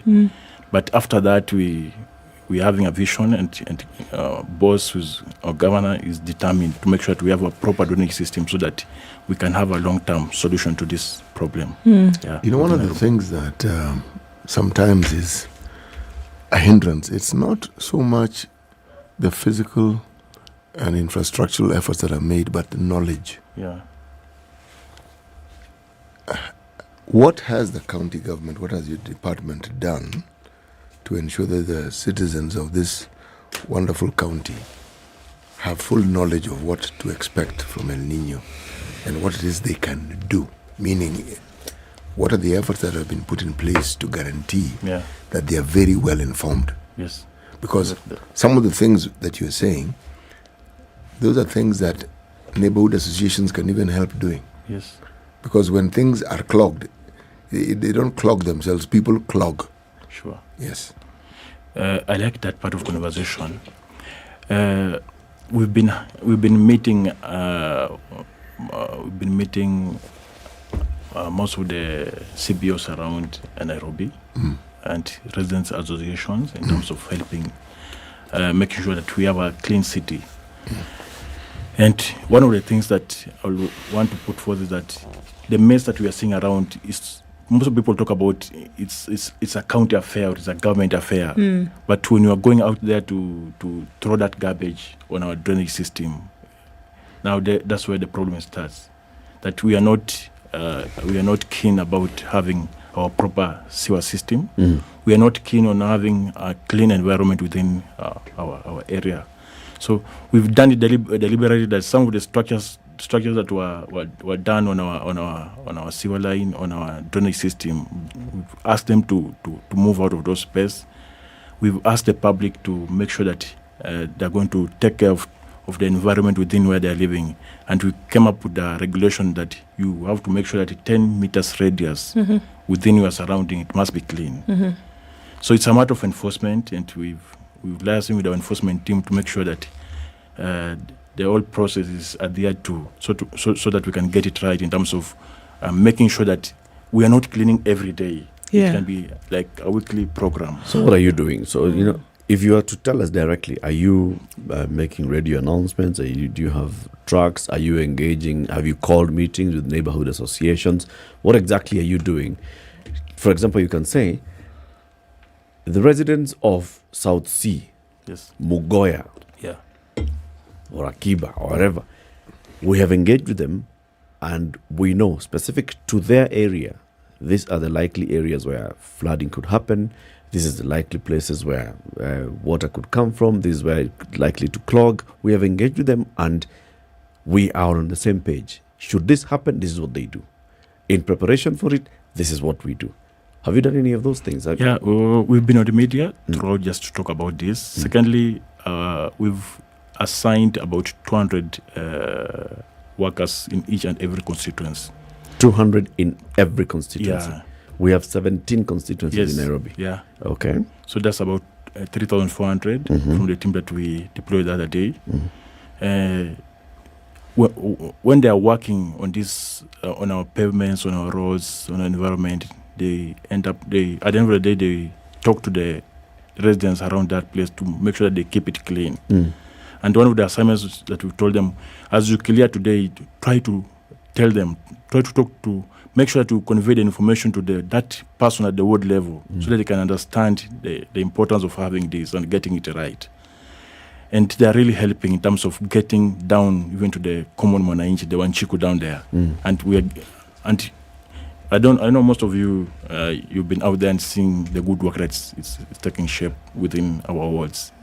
I've been out there. There's an improvement. That I can confirm I've been out there. Yeah. But the second part. The second part. Because I want to ask you specifically. Yes. I was checking around South B. Yeah. Just last week. Around South B, the shopping center, and clearly garbage has not been cleared. I doubt. I remember that was last week. Maybe yesterday it was cleared. And the same last week we were in South B. I remember at Golden Estate, Golden Gate Estate, and our team was really working on that street all the way to the shopping center, and I was part of that team. So the only challenge that we were having that you clean today and we wake up tomorrow, the same public has already. Which brings me to the second part of the question. In the entire South B shopping center, are there designated garbage collection points? Yes. We've already said the areas for garbage collection, but you understand where the problem they? with our colleagues or Kenyans. Where are they? At South Bay Shopping Center, there's like a small track for the garbage collection. And even there's some areas where we've assigned our team that every day, there's a collection that takes place during the day and during the night time. Our environment team, they're working 24 hours. Yes. So probably some of the shopkeepers, some of the kiosks around, they will never adhere to that regulation where they're supposed to dump in a particular place for collection. Okay. But now we are trying to enforce this. Okay. And sometimes you hear some outcry outside there at Nimeshikwa, this has happened to me because I was dumping illegally. But at the moment, we have to make sure that we fix this for us to have a clean city. Can we visit this enforcement just a little bit? Because I hear what you're saying. That's coming out that even though the city, the county will attempt to put up these disposal points, that people will not cooperate when it comes to disposing of garbage in the designated point. So if previously the issue was that, there was nowhere to throw the garbage, so okay, I'm going to throw it wherever I can. Today, we are saying that disposal points have been erected, But still, we see a problem. Like if the city comes and cleans in the morning, by afternoon, people have still strewn garbage on the street.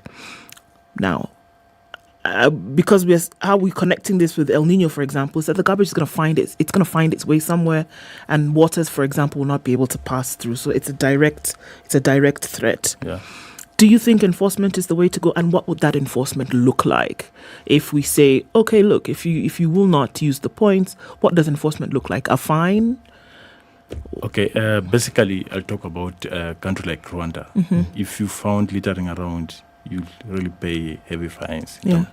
Secondly, most of this, we'll ask our enforcement team to get hold of them and take them to our courts for them to be fined. You know, there's that perception or mentality within Kenyans that they can throw garbage anywhere.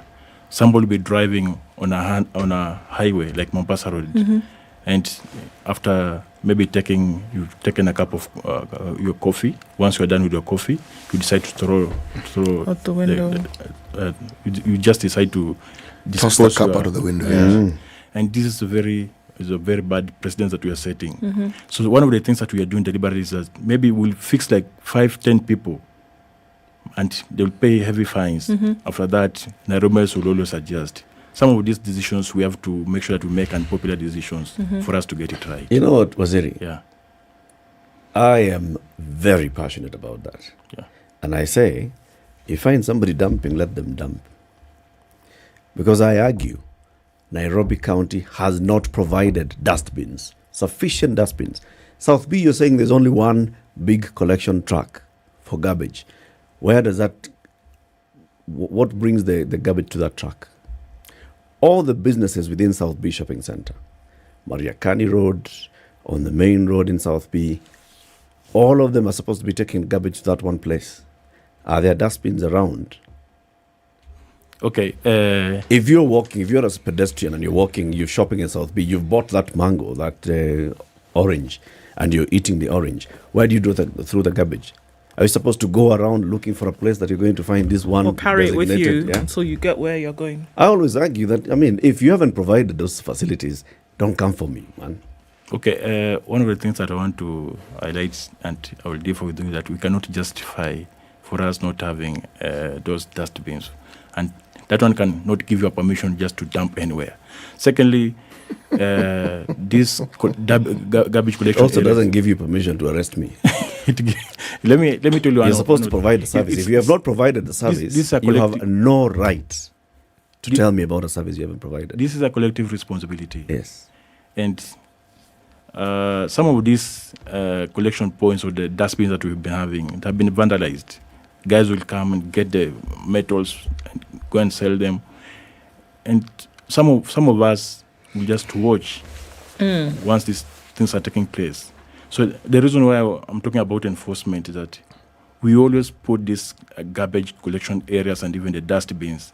Today you have it, tomorrow they're not there, because the young people around feel like they can get money out of that. But we will not tire doing this. We're still going to work on it. And I just talked about enforcement. It starts with me and you. When you're coming out of your house in the morning, going through Mariakani, and somebody's trying to destroy our dustbin, our collection points, our dustbin, and you just go and to say, this is not part of my duty, it's not part of my responsibility. Are you really helping this nation? Are you really helping our country to grow at your watch? And then the following day, you will come and pass by and say, there's no dustbin. Then I can empty anything in my car outside there. That's a very bad perception that we are creating. We want to do it deliberately. Even if you will not find that dustbin outside your house, why don't you take that garbage to the right place? I think what he's trying to say, that right place doesn't exist. Yes. Because you get the point. The entire Mariakani estate. Okay? This is an old estate. It's an entire Mariakani estate. How many garbage collection points erected by the Nairobi City County are there? Take yourself back to 1980, 1985, 1989, 1990. How many garbage collection points were there in Mariakani Estate? How many are there today? That's my point. And until those in administration actually look at it differently in terms of attitude, If people are cleaning their houses, that means they're not dirty. If you walk into people's homes, they are clean. They have swept, they have washed, they are washing their clothes, they are clean. That means the people are clean. Yeah. Then do your part and we'll play the... You know, Waziri, yes. Don't feel like we're putting you in a corner, though we are. It's a situation room. Yes,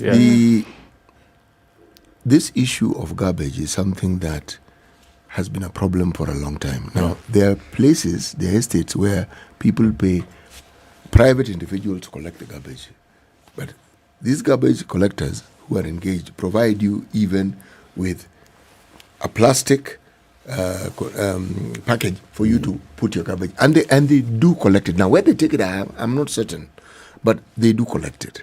1. 2, I've often wondered how it is the city, county allows for the trucks that are supposed to be garbage. They are some of the most... In fact, driving anywhere near those trucks, you get a feeling you might actually catch a disease. They are some of the dirtiest, oldest vehicles I have ever seen. But there they are. Now, are you telling me that even in the name of privatization, that the county government cannot provide sufficient service in this area and that they must... Because it's clear they've privatized it. And if you must, can you not then set standards so that we understand that this is what you're doing? Those garbage trucks, age, filth, those things shouldn't be even on the road. If you're driving behind one, woe betide you if there's a traffic jam. Even when you shut your windows and put on the air condition, you can still smell the nonsense that is in that lorry. Okay. Let's take a break and then we'll continue the conversation shortly. Okay. We've got to 24 minutes to 8. This morning we are hosting the Minister in charge of Mobility and Works in Nairobi. Brian Mulama is the County Executive Committee member for Mobility and Works in the Nairobi City County Government. We are talking about preparation for the El Niño rains, drainage to potholes. How are we doing with that? Keep it here. We'll be back shortly. This is the Situation Room, the only way to start your day. It's critical that people pay taxes. But then taxation has to have a limit. When you start overtaxing people beyond certain limit, then this is now we call robbery with violence. We are all struggling, but we don't show. If you're not doing well, shame on you. But you have to say, I'm broke and I'm struggling. We are not okay until everybody is okay. We are pretending to have political parties. Why don't we just be honest? And we say, these are the Luyas, these are the Kambas, these are the Kikuyus, and we find ourselves in Kenya. You know, with politics and leadership, no matter what you do, there will always be a complaint. There will always be the assumption that you're either stealing or you're not doing things right. As a leader, don't fear. If you know you're doing the right thing, you've thought about it, you've got an expert advice, do it, then understand later. This country, we don't need prayers. Prayers is between you and God. Good governance and thinkers who care about the country and not their stomach. That's what we need. The Situation Room, Kenya's biggest conversation.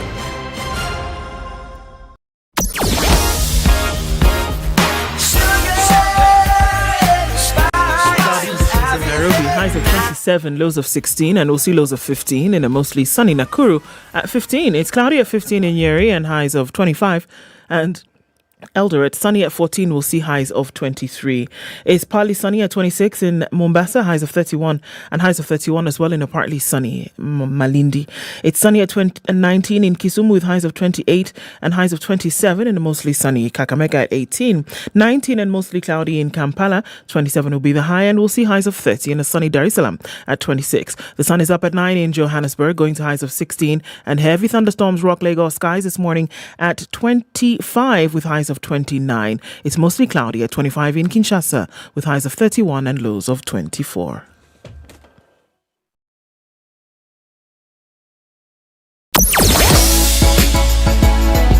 Sugar and spice and everything nice. SpiceFm. Spice up your life. All right, coming from Cabanas, in and outbound on North Airport Road, traffic is going all the way to the Outer Ring Junction and will find its way through towards the Eastern Bypass. So that's what that looks like. Lunga Lunga in and outbound is also quite crazy right about now. Jogo Road, some traffic going towards Landis and then touching on Outer Ring. Manyanja Road, Kangunda Road, all of this is pretty busy. And we're seeing some movement on Juja Road into the city. It's also heavy on the Thika Superhighway just past the Drift and heavy traffic on Kiambu Road this morning. Becky, where are you? It's crazy on Kiambu Road and Limuru Road also crazy here. We're going to keep an eye on things and see what happens, but any rains this morning will mean that we're going to slow things down just a bit, but it's an eye on everything that we will keep. SpiceFM KE on X. Let's talk there and keep things moving this Tuesday. Mature, intelligent talk every morning. Spice up yourself.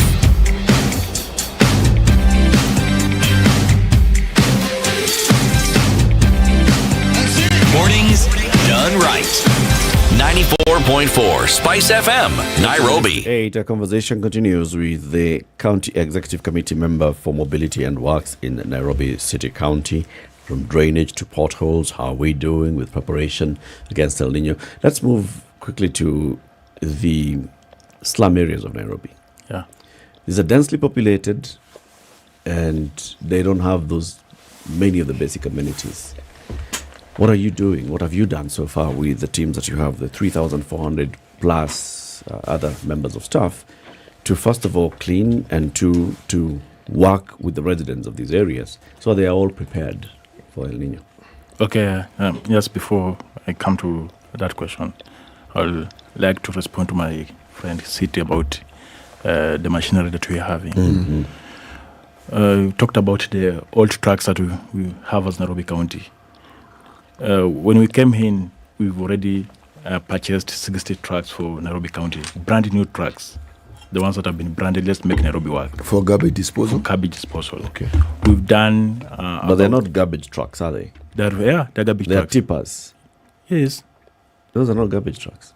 Okay. Garbage trucks are compactors. We have the compactors and we have the trucks for waste. They facilitate in terms of helping moving waste from Point A to point B to Dandora dumping site. Okay. Yeah. Okay. There are about 60 of them. How many of them are compactors? About 45. Okay. We've got backhoes. We've purchased about 18 backhoes for Nairobi right now. Backhoes. What are those? Backhoes, the ones that help in terms of So right now, each constituency has got 5 trucks for garbage, 2 backhoes for aiding in terms of facilitating this. The trucks that you are talking about are maybe for private.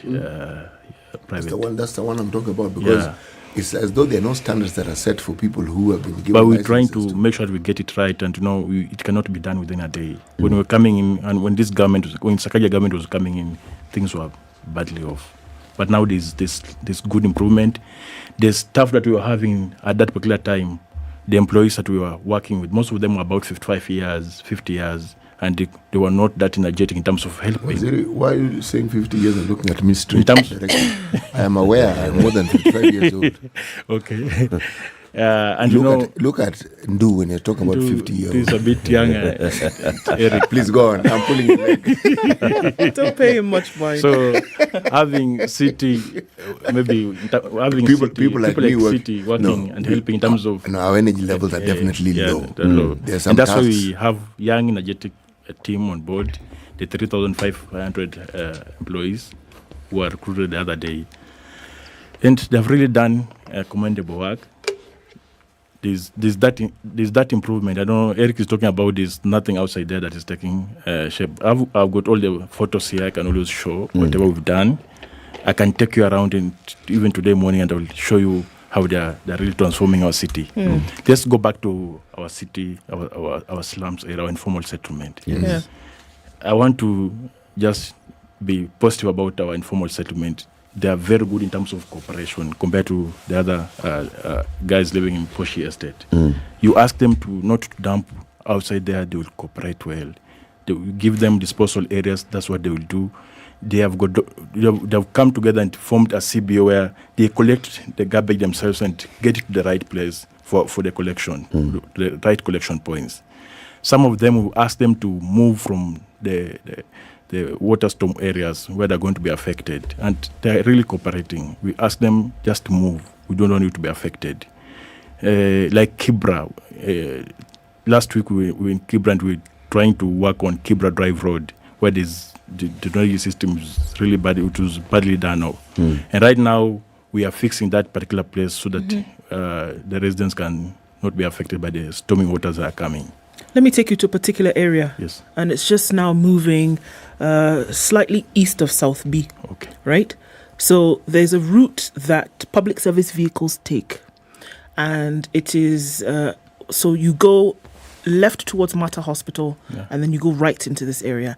At some point, you will now veer off into one of these areas, and then you will join Jogo Road. Yeah. Right? Yes. Through the back. Yes. It is the whole area where people live, where people walk through, is one garbage dump. This is Nakuru. Yes. It is one garbage dump. There is then part of Nairobi River also flows through it. So there is garbage in the river. There is garbage next to where people live.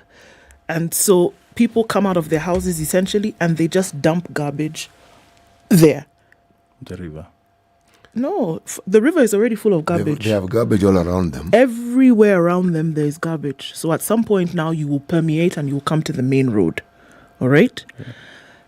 If this rain comes, and maybe your teams can go there today. Yeah, that one I can. You can go today.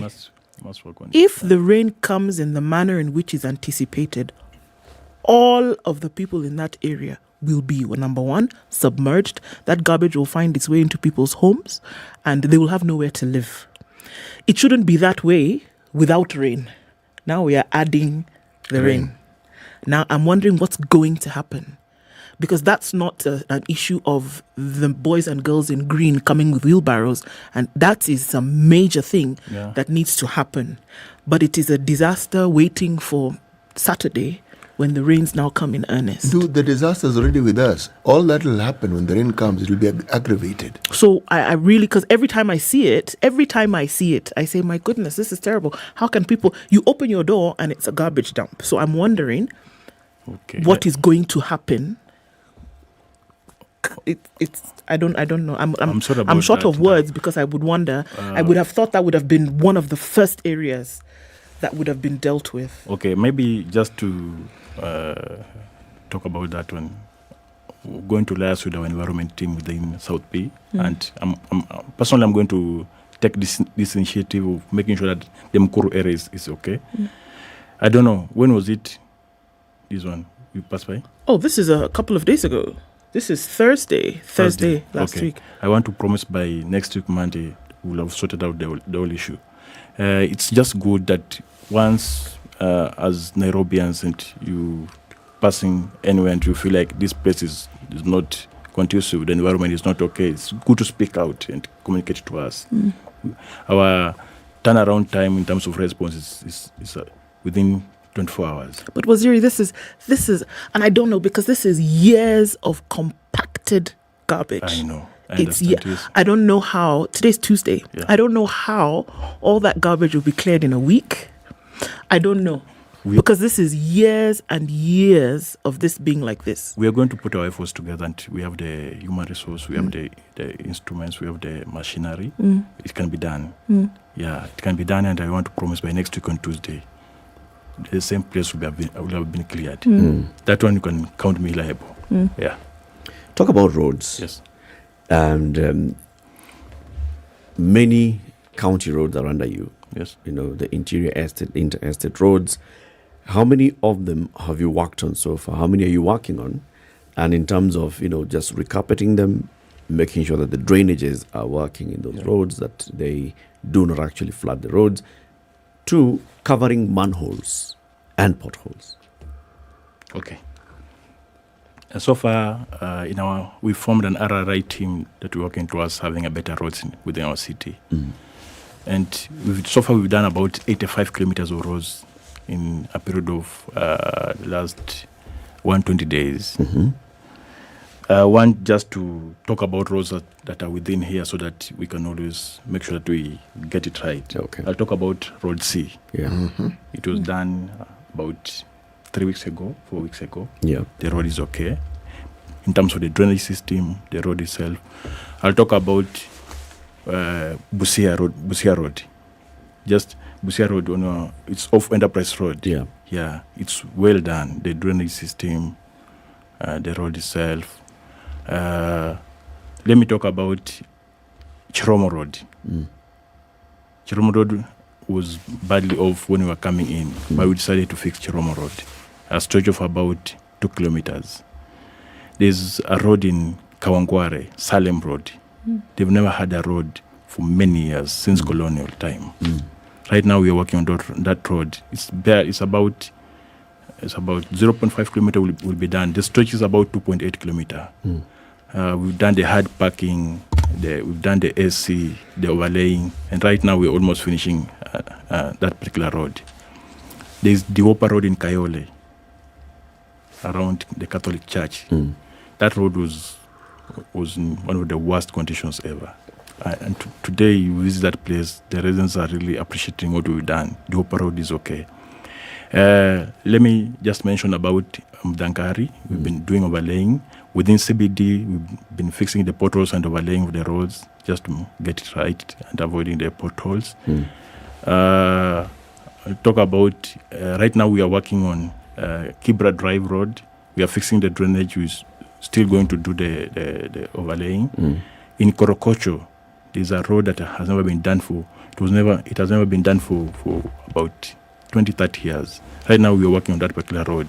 In far end in Uderu, Rumeritu in Uderu, Rudimitu, there's a road that we've done in that particular area. Since colonial, they've never had a tarmac road. Personally, I was there 3 weeks ago, and the road right now, we've done about 1.5 kilometer road, and the residents of that particular area are really appreciating the efforts that we are doing as Nairobi County. So it's a process I can talk about over. So this is recarpeting of roads. There's recarpeting. There's the complete construction, rehabilitation, and fixing of the potholes and the drainage system. That drainage system bit, Waziri. Yeah. Sometimes you'll see, yes, some roadworks has been done. Yes. There's a fresh layer of tarmac on the road. The potholes have been sorted.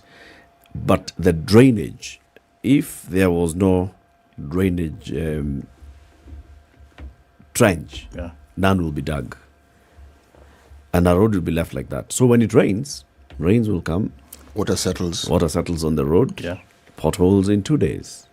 Have you made sure that now we have proper drainage off the road, that the road surface actually drains somewhere and that rainwater, stormwater heads elsewhere? Okay, I know having a good road without proper drainage is dangerous. Having a good road without proper lighting is still dangerous. One of the things that we are doing today is to make sure that once we are working on any road, we must fix a proper drainage system on the sideways. And even in terms of coming up with the right BQs and doing the overall scope of work, there must be flow of water from the road to the sides. And that's why we are factoring any road that we are coming up with. We always make sure that we factor in having a proper drainage and a proper lighting system. I know in the past, guys were fixing roads without drainage system. And those roads, the roads won't last even for a period of 6 months or 1 year. It rains, the road is back to factory settings. Actually, it's worse. The water is dangerous in terms of destroying our roads. Sure. Yeah.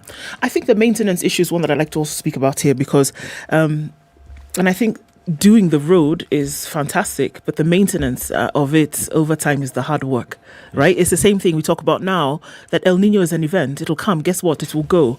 But then what happens to systems that have been put in place over time?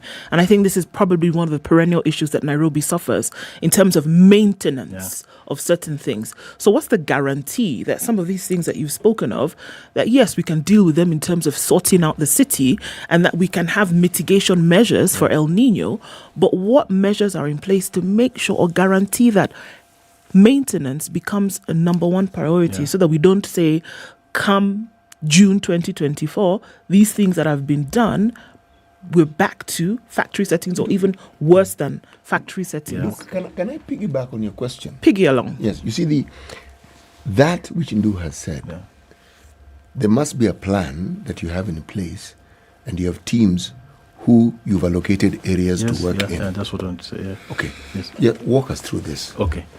That's a very good observation.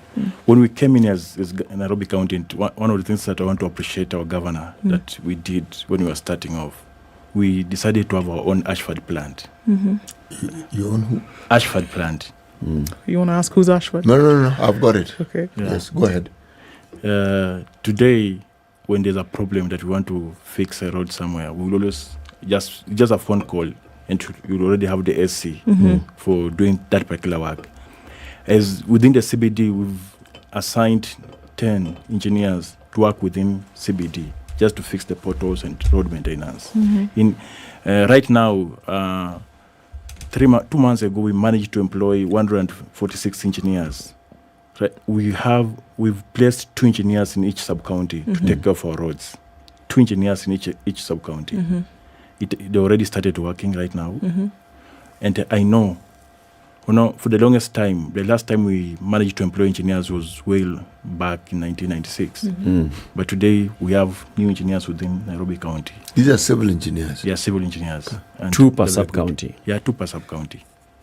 So some of the measures that we've been asking, this is what we've been doing, making sure that we can produce our own AC. We have the plant, we have the equipments, we have the personnel, the engineers. So talking about maintenance, we are top in terms of maintenance, and we know if you call us today, there's a road somewhere that has a problem that needs to be fixed, the following day will be there. We don't need to contract that particular road. You understand the procurement process. The procurement process takes a long time. But once you have your own in-house works that can be done, you can always fix a road within 48 hours if it's maintenance. Who paints the roads? Sorry? Who paints the roads? It's within our docket too. Okay. Road painting. So all these new roads that you've talked about, yes, have they all been marked? Not all of them. First, we've been overlaying the roads. Then we'll have a second phase where we'll be painting the roads too. Okay. Yeah. When the governor was here, yes, he mentioned something. One of the plans he has was to create and ensure that this massive monolith of a city that we call a county is divided into boroughs. Yeah. Do you think that if this is actually instituted as is written within our laws, do you think it would help with service delivery, such as what it is that you're now doing? Yeah, having boroughs is one of the noble ideas that we Governor mentioned about in his manifesto. Once the boroughs will start working, most of our activities will be devolved down to our boroughs. So the center point of communication will be within the boroughs. So the in terms of delivering, in terms of coming through for that particular place, like that small unit, like a ward, will take even a day, our response team. So I know probably by right now we are almost starting our borough thing. By December, January, we'll be doing the borough thing by next year. We are determined to have boroughs and borough managers. But at the moment right now, still, if there's a problem within our sub-county, we have the right team that can always come through and fix that particular problem that we are having. Let's talk of street lighting, even as we come to the end of this hour. Yes. How exactly are you working to ensure that all our roads in the estates are lit? City, I want to agree that one of the things that we'll appreciate we've done as Nairobi County is to have proper lighting system. Yeah. If you walk around our estates, most of the lightings are working. Those that are not working, we always fix them within 24 hours. You call me today, the street light is not working. By the following day, we'll have fixed it because we have the materials, we have the right personnel, and they're really moving up and down and fixing the light. Okay. Having roads that are not well lit is dangerous even for anybody, not even to a drunk person, but even to a sober person who's driving. Yeah, and that is, we've made it deliberate that we are going to fix all the lighting system within our roads. Yeah. Waziri, we thank you very much for joining us today. Yes. Come again soon. As you continue doing all these works, come and let's talk about, announce the places that you will be going to next, where you'd like to engage more with the citizens of this city, with the neighborhood associations. Some of them would like to engage with you and ask you questions. So we'll invite you again. Thank you so much, Eric. I want to appreciate. Thank you so much, Ndu and CT. Thank you very much for coming. It's been a good conversation. Brian Mulama is the County Executive Committee member for Mobility and Works in Nairobi City County. That is the Minister in charge of Mobility and Public Works in Nairobi. He's been our guest this morning. Keep it here for more in the next hour. Good morning, 8 a.m.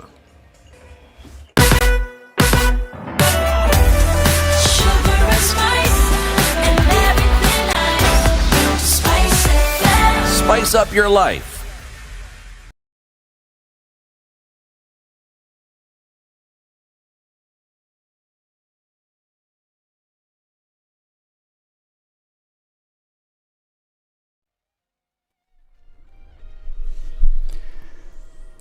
Good morning, this is Newswire. I'm Dennis Aseto. Kenya and Huawei have signed a memorandum of understanding for collaboration to further develop the ICT infrastructure of Kenya and promote the digitization of various sectors of the country, such as transportation, e-government, education, digital energy, among others. President William Ruto witnessed the signing ceremony in Beijing, China, where he visited the Huawei's Beijing Executive Briefing Office Center.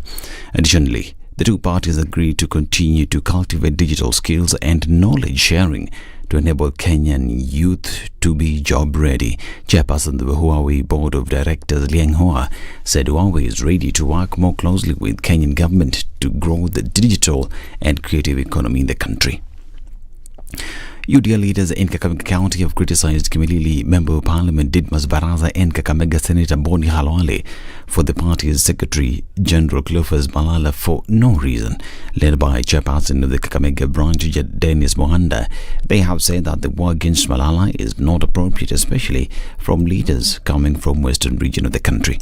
Na pinga vikali wale viongozi wetu hapa mkoa wa Magharibi ambao wanajaribu kupaint Secretary General picha mbaya. Mtu wa kwanza nikianza na Senator Boni Halwale. Senator Boni Halwale, wewe ni baba yetu. It's a very big shame kiongozi kama wewe kwanza kumkashifu Secretary General wa chama ya UDA. Sasa wewe unapata kijana Cleophas Malala amepangwa na rais. Wewe ni appointee wa rais. Amsaidie mama na chama kusukuma mbele. Wewe badilongangane na gavana Barasa hapa ama ule Baranya kufanya mambo na oversight. Wewe unangangana tu na Cleophas Malala. Tunashangaa Malala alikukulia nini? Similarly, the leaders have asked the leaders from the area to bring development projects to the residents instead of fighting each other. Nachukua fursa hii sema ya kwamba sisi watu wa Kakamega County, especially wanachama wa UDA, tunasimama imara na tuko nyuma ya Secretary General wetu Bwana Cleophas Malala. Tunataka kuambia viongozi ambao tunawaheshimu, ambao wanaendelea na kushughulikia mambo ya uongozi wa chama, wamekataa kuongelea mambo ya maendeleo. Ningependa kuambia kwamba wananchi wako na haja ya maendeleo huku Magharibi. Hawana haja ni nani atakuwa kiongozi, ni nani atakuwa kiongozi. The Kenya National Union of Teachers is demanding that Teachers Service Commission be tasked with recruiting ECDE teachers. Secretary General Nat Transoya Branch George Wanjala has said that the state of studies in ECDE centers continues to worsen after county governments are given the responsibility of the said units of education. He says the situation will probably get worse if the responsibilities of running the schools are not returned to the national government.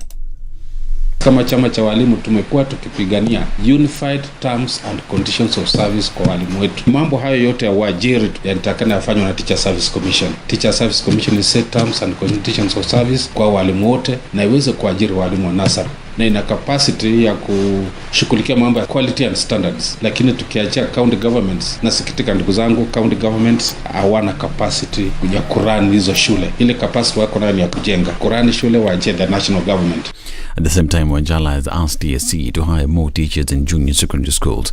He has said that the state of education in some of those institutions continue to be crippled due to shortage of teachers. Bado tuna ukosefu mkubwa wa walimu. Hadi sasa kuna shule zingine mpaka saizi zina mwalimu mmoja tu ambaye anatakana kufunza JSS, the full class, ambaye ina 14 learning areas. Kuna shule zina wawili, zingine zina watatu. So we really still have a big staffing problem, ambaye mimi naomba serikali, Teacher Service Commission, ihakikishe kwamba shule hizi zinapata enough staffing ili hii elimu ya competence based curriculum itaendeshwa vizuri. Lakini bila staffing, nasikitika kwamba tutaendelea ku waste watoto hao wetu na tuta waste a whole generation.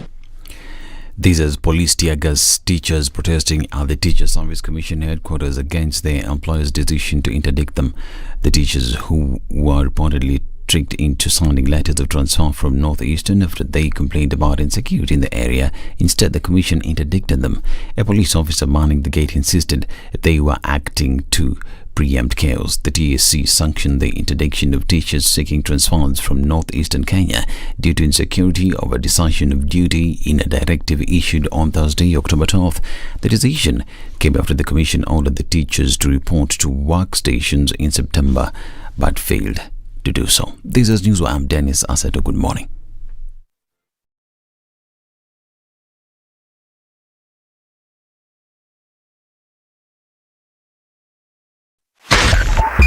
.5 Spice FM, Kisumu.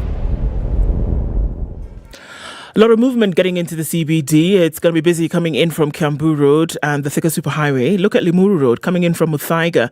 Heavy. Moranga Road as you get towards the Globe Cinema overpass is busy as well. We'll see some traffic coming in from Westlands and Spring Valley. That whole area is everybody's contributing towards this traffic. And this is Langata Road. Heavy. Coming past Huru Gardens out towards the Nyeri Stadium roundabout. Coming into then Raila Odinga Way. All of that happening and it's packing a punch. Coming off Lunga Lunga and the Likoni interchange, touching on the southern bypass, that's also pretty busy right about now. Jogo Road towards Landis and then on towards Kamkunji at the roundabout. Also looking at Cabanas and touching on North Airport Road, going towards Outering Junction and the eastern bypass. All of this contributing to traffic. And we're in traffic hour proper this morning. Let's see what happens as we get closer to the top of the hour and then half past there. Spice FM KE on X. Let's talk and try to keep things moving this morning.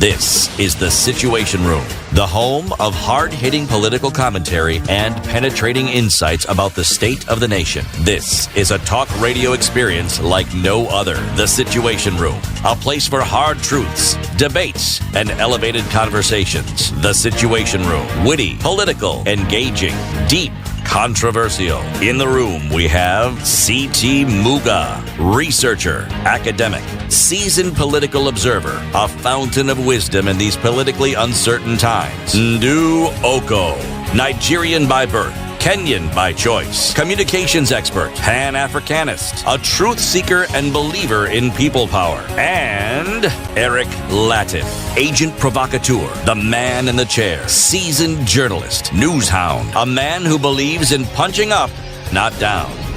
This is The Situation Room, 7 the minutes only after way 8. to start We'll your day. Continue our conversations here in The Situation Room.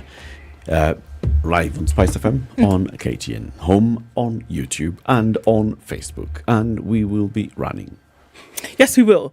Have you registered to run in the Standard Chartered Nairobi Marathon? If you haven't, you still can. And it's taking place on the 29th of October. It's the 20th edition. Like I keep saying, it's a special one. Since 2003, the lives of many have been touched via the Standard Chartered Nairobi Marathon, and it's happening again this year. So, first of all, go to www.nairobimarathon.com. You register with 2,000 shillings, and then you get everything that you need to participate in the marathon come the 29th. And then you ask, touching lives since 2003? Yes. The Future Makers program is a program which helps young people, especially girls and those with disability, to learn earn, and grow. So you're not just running for you, you're running for them. Indeed, eh? Mm. So when people watch TV, for a long time it's been TV, you have to be in front of a screen called a TV, a big one. Nowadays, when you're consuming video content, you don't have to be in front of a TV. You can still have DSTV or Go TV and not be in front of a TV and consume content like Maisha Magic Plus, like all the new shows that they're unleashing and unveiling on Maisha Magic Plus. If you dial *423#, *423#, you'll be able to download my DSTV or my Go TV app. Then you just sign up because you already have an account and you stay connected. And you can watch your Go TV or your DSTV on the go wherever you are. For example, you'll be able to catch up with the new series. There is Kasiri and there's a new one that's premiering on Monday next week. It's called Zari. Yes. It's not, also not drama. Zari the boss lady. Not that Zari. Okay. She's not premiering. Not that one. Is that just a show called Zari? Yes, What's is. it about? It's two daughters. It's one father. It's one mother. Very different personalities. And then the question comes about, are they even related? Because of how they behave. It's guaranteed to keep you on the edge of your seat every time you turn on your TV. They're telling, you know how you get that feeling, the EGBGs, and they're saying something here is not right. Now that something here is what you are going to find out. Yes. Premieres on Monday next week. Yes, it does. What time? 8:30 p.m. And it airs every day? Monday, Tuesday, Wednesday, Thursday, Friday. Where?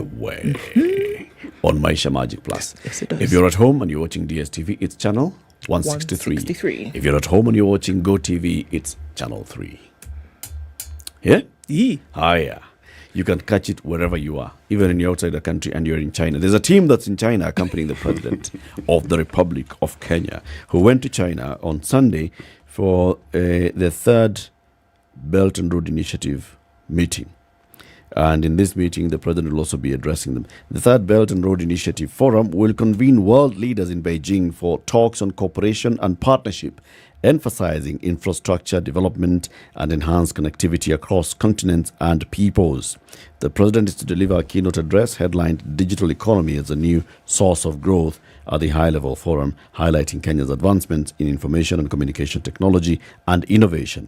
We've seen it in the news. Yesterday, the president was witnessing the signing of some new PPP talk projects in energy and in the energy sector.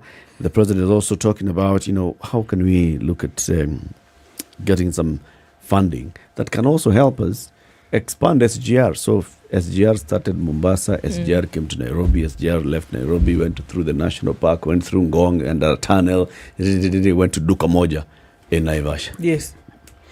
And then now we had to look for a road to connect the road via SGR to the meter gauge rail to their old rail, so that now the goods can continue. But the project is to take SGR all the way to the border with Uganda. Yes. And then Ugandans will take it up from there and take it all the way to the border with Rwanda. And the Rwandans will take it from there. That whole thing, it's a Belt and Road Initiative. As all these things are happening, of course, the Western media will have to have a field day with it and see how they can talk somehow well and somehow badly. The BBC published a story 3 days ago. China's Belt and Road Initiative. Kenya and a rail to nowhere.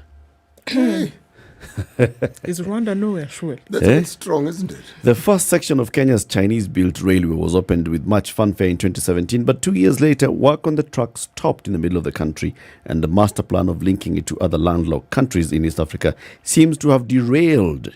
This means the project is not bringing as much money as was hoped at this stage, while Kenya is left servicing loans totaling around $4.7 billion, mainly borrowed from Chinese banks. Yet it's hard to believe that Kenya's SGR is not a success when passengers disgorge from a packed train of around 12 carriages at the Syokimau Railway terminus in the capital, Nairobi. They have traveled non-stop from the port city of Mombasa, 470 kilometers away on the Indian Ocean.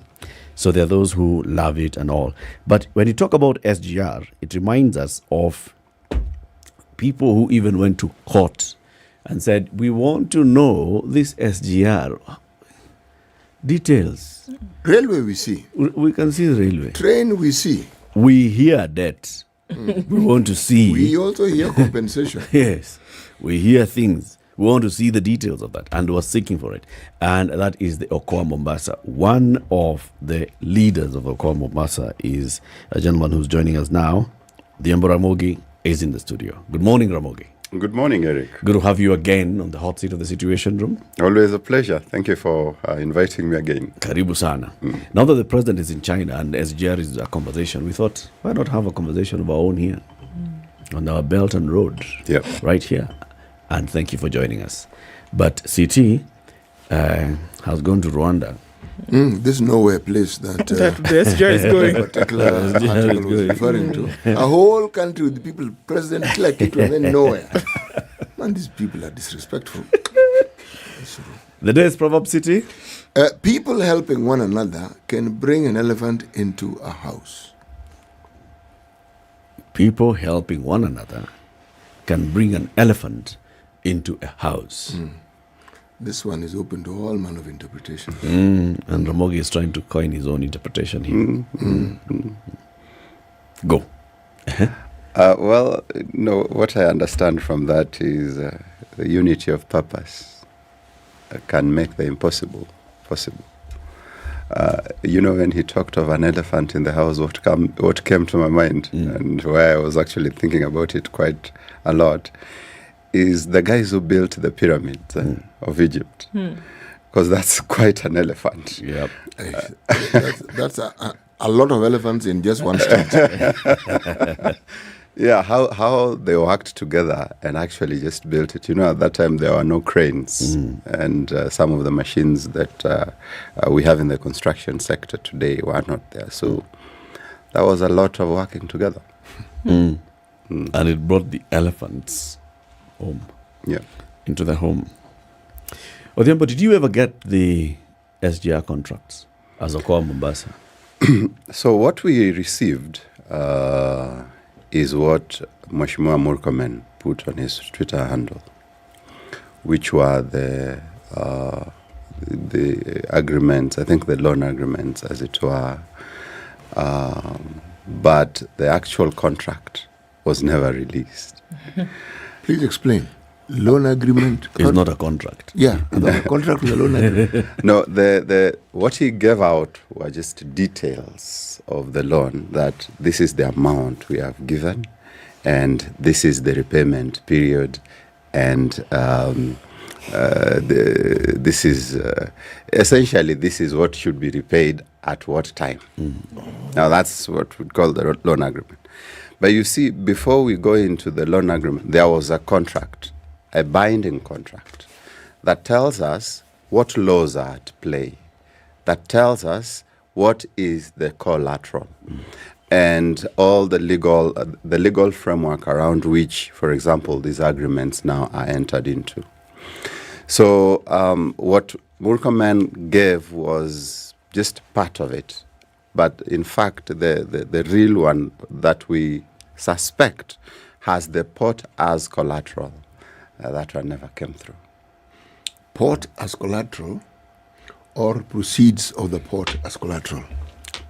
Port as collateral. The physical entity that we refer to as the port. Yes. You see, you cannot have proceeds of something that you don't have possession of. So it just brings a lot of legal tussle, and in a country that is very litigative as Kenya, that would expose you. So what would happen is you take the port for a period, and maybe you say, until our debt is fully paid, the port of Mombasa is under our leadership or under our ownership. Our management. Our management. And so it is ownership in another way. Because what makes you think so? Sorry, go ahead. What makes you think that port could be collateral? Because, well, first of all, they needed something that has potential to generate enough income to pay off the loan. And if you look at the arrangement that was there, it was KPA, it was Kenya Railways, and it was the ministry.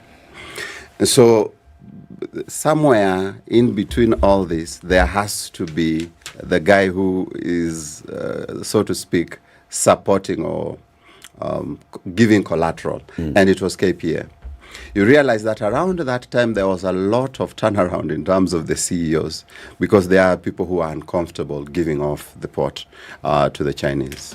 And so we feel that indeed it was the port that was given. And if you look at the SGR, what the Kenyan government says is that the SGR is part of the port.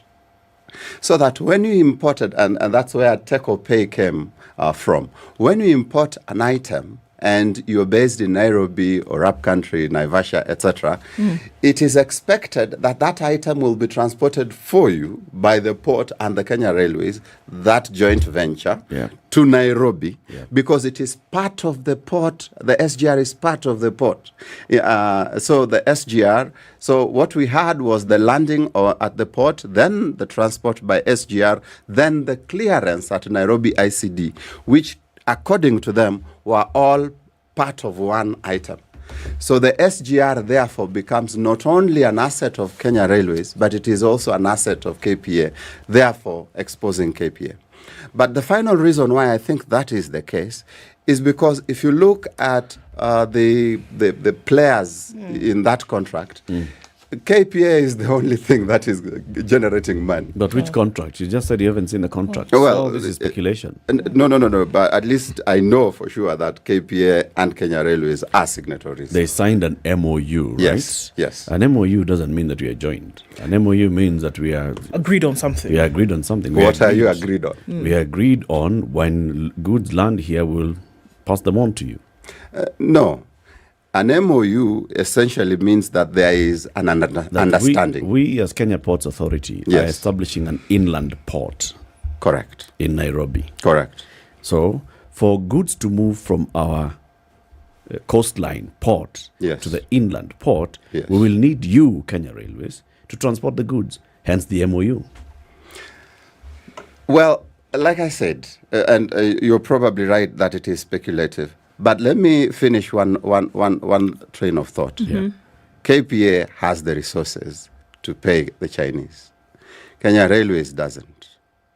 The ministry will also probably shy off and say this thing needs to pay itself. Okay. This is why we are convinced that the port of Mombasa was collateral. Okay, let's speculate a little bit more. What would be the reason why anybody would keep... Okay, first, we're speculating that there's a contract beyond an MOU, and that there's something, because a contract there's something binding, which is now where we come in and say that such and such entity was put up for collateral. All of the details of that would be in the contract, right? Yeah. So what would be the reason why one would keep a contract of such high public interest then hidden? Well, a year later, now I understand why Murkomen was uncomfortable disclosing it, because you always want to have your options open in terms of financing. And now they're in China. So if they had antagonized the lender at that time, the conversation in October of 2023 would have been awfully difficult. But let me come back to your question. The lender was the one who stipulated that there will be no disclosure. And I think we've had this conversation before. Because for some reason, I think they just didn't want the contract to go public. Okay. And so that provision in the contract that there will be no disclosure is what has kept the Kenyan government from disclosing. We have gone to court. A court of law within this country has actually given an order that the contract be made public. That hasn't been implemented to date. Give him that look. The bombastic side look. I know. This is where we are. And I understand that it's part of the Belt and Road way of doing business. Wanasemaga pesa haitaki kelele. Hii yao lakini iko tu secretive. Imetulia sana. So then maybe a rejoinder to that then would be, okay, I mean, look, since obviously we're swimming in the waters of speculation this morning, why would a lender, because what are you doing? You're lending for a particular infrastructure project to come to life. Correct. And this is the problem here, that why would a lender then be so particular about the details of a contract then being brought to light? Maybe that's the question. Not why are we keeping the contract secret, but why would a lender say, do not let the details of this contract then be made public?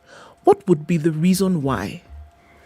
Now, thank you for allowing me to speculate, because that's probably what we have access to. Let me, first of all, give it an educated speculation. The Chinese are the ones who did the feasibility study. And so they knew how this looks like in terms of whether it was cost effective or not. By the time the construction of the SGR as it is right now was done, we had probably either borrowed or spent a total of 1 trillion shillings. Now, I know what is in the media is around, the media keeps reporting around 3 billion USD, which was around 300 billion at that time, now probably has gone to 350, to 450. But the actual cost is more because we first borrowed $2 billion. Okay. Then we from the Chinese, the Exim Bank. Okay. Then we took $1.6 billion. 3.6. Yes. Then we took $1.4 billion for the railway line to reach Nairobi. That's $5 billion. That's $5 billion. And then His Excellency the President at that time felt that this thing needs to go beyond Nairobi. So we went up and took an extra 1.5 roughly billion dollars. 6.5. 6.5. But before this conversation had started, we had gone to the Chinese and they said, you need to give us something to show that you are committed. Your own part of contribution. Yes. Weka deposit. Weka deposit. So around 200 billion was transferred. Our 200 billion. Ours. 200 billion shillings. Yes. Hold on a minute. Is it $2 billion?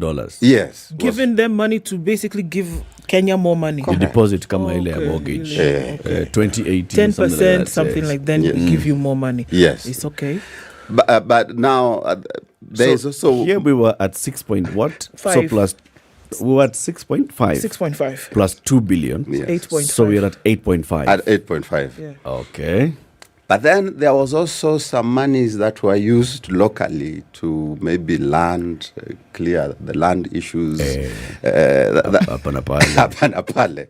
So if you look at the total amount, it was coming to roughly 1 trillion shillings at that time. Because of the dollar exchange drama, that amount has significantly gone up. Because now from 6.5 at that time, we were around, 700 roughly billion. But now 6.5 times 150, you can imagine we've probably gone up by around 300 billion. Now, if you calculate 15 years, which is the highest amount, because the first one was 10 years, the second one was 14, the third one is 15. If you calculate 15 years, all of this, you find that we need to pay at least 90 billion a year. The SGR is generating every year. This year last year we did very well. We did 15 billion shillings. Profit. Okay.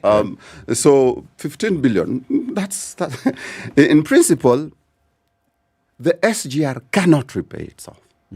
It is highly unsustainable, at least in terms of cost effectiveness.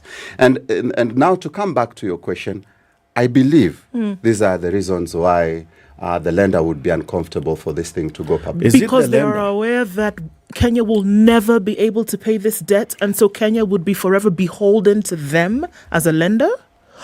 That's one side. Or knowing full well that if in fact your speculation of the port having been put up for collateral, that they essentially have seen the end and that the port will be theirs? One of those two things? They have seen the end because, say, for example, where we are right now, as at January of this year when we were repaying the SGR, that's when now our dollar woes really got really bad. And then this administration is not in the mood of propping up the dollar. So we've really seen the free fall, and we've not seen the bottom of it.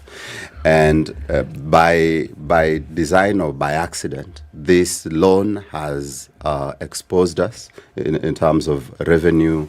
Our revenue is paying around 67% of debt. 67% of our revenue goes to debt. The dollar is affected, the shilling is affected, etc. And so it is possible that they saw the end from the beginning. And for this reason, it's usually safe just not to disclose. Speculation and conspiracy theories. I'm going into the conspiracy. Okay. I don't think it's the lender who does not want the contract to be seen.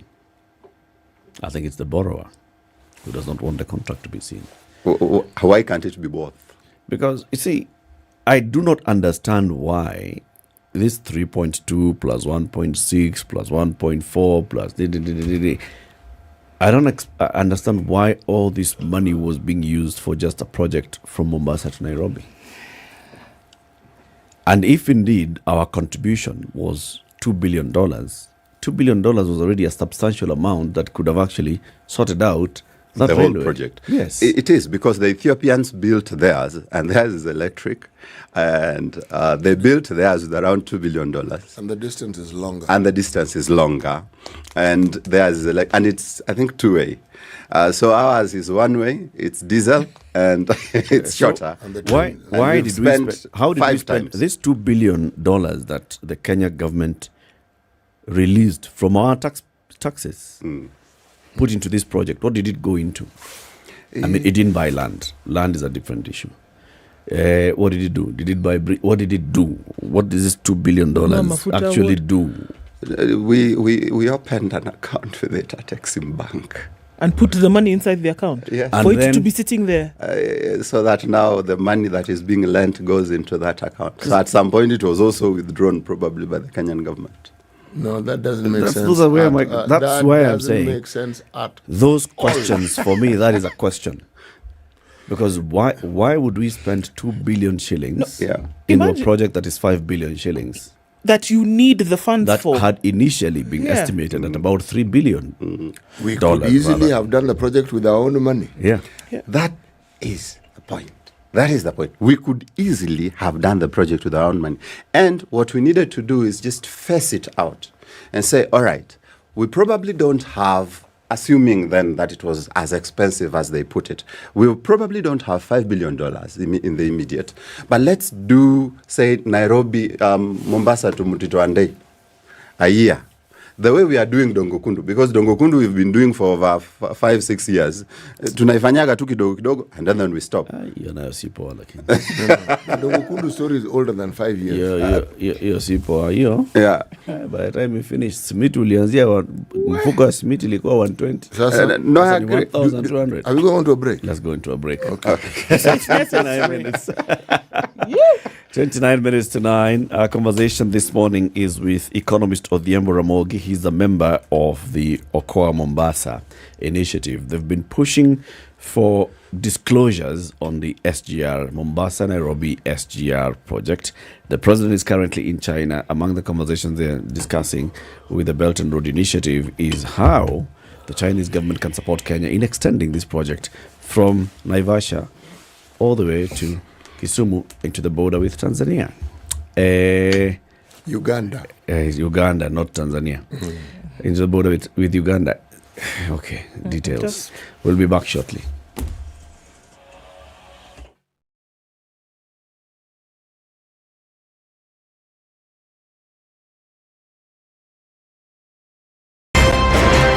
If a lion shows you its teeth, it doesn't mean it likes you. It doesn't mean it likes you. It wants tax. A liar calls as witness one who is either dead or far away. Say it in Kiswahili. Ben low nin inte nin there ayu markati kadikta. You know this character called liar. he has disturbed people.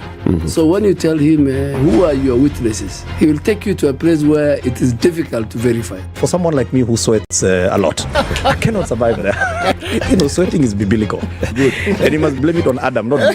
Because Adam messed up and he was told, now you fellow you, by the sweat of your brow, thou shalt eat. The Situation Room, Kenya's biggest conversation. It's cloudy at 17 in Nairobi, highs of 27 and lows of 16. And at 17 degrees, Nakuru is sunny with highs of 25. 25 will also be the high in a mostly cloudy Nyeri at 18. And at 16, it is sunny in Eldoret with highs of 23. 27 partly sunny in Mombasa, and 28 and partly sunny in Malindi. We're looking at sunny conditions at 22 in Kisumu with highs of 28, and it'll go to highs of 27 in a sunny Kakamega at 20. It's 19 and cloudy in Kampala, and mostly sunny at 27 in Dar es Salaam, going to highs of 30. 11 degrees and sunny in Johannesburg with highs of 16, and 25 in Lagos. Heavy thunderstorms continue with highs of 29 and lows of 24. Kinshasa is cloudy at 24 with highs of 30.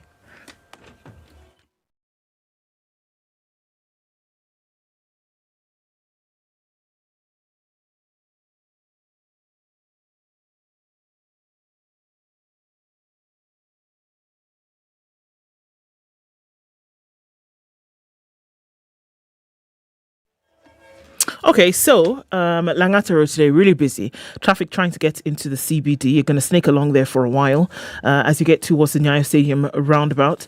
And it seems to be diminishing on Jogo Road, so we should be fine. And the Thika Superhighway hasn't given off too much drama today. Still a little bit sticky coming in to Parklands on Limuru Road, but this should fizzle out in no time. All right, let's talk SpiceFM KE on X. We want to still keep things moving this morning. Mature, intelligent talk every morning. Spice up yourself.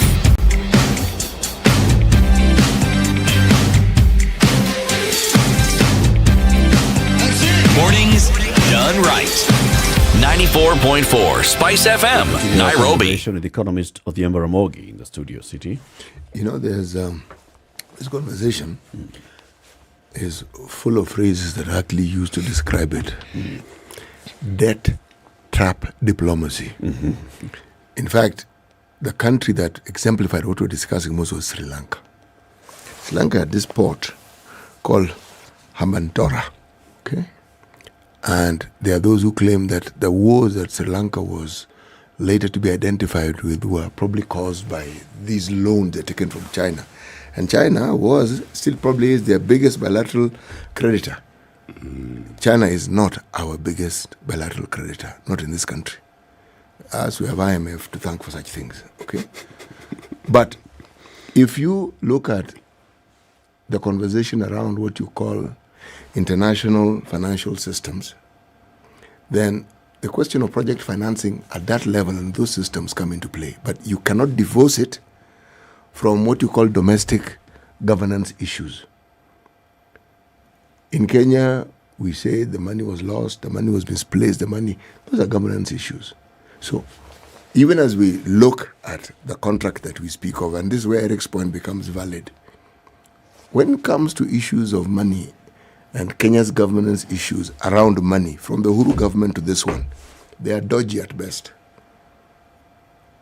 Every time there's an issue of a loan, there are more questions than there are answers. And they're always questions. And just when you think you heard one, another one is piled on top.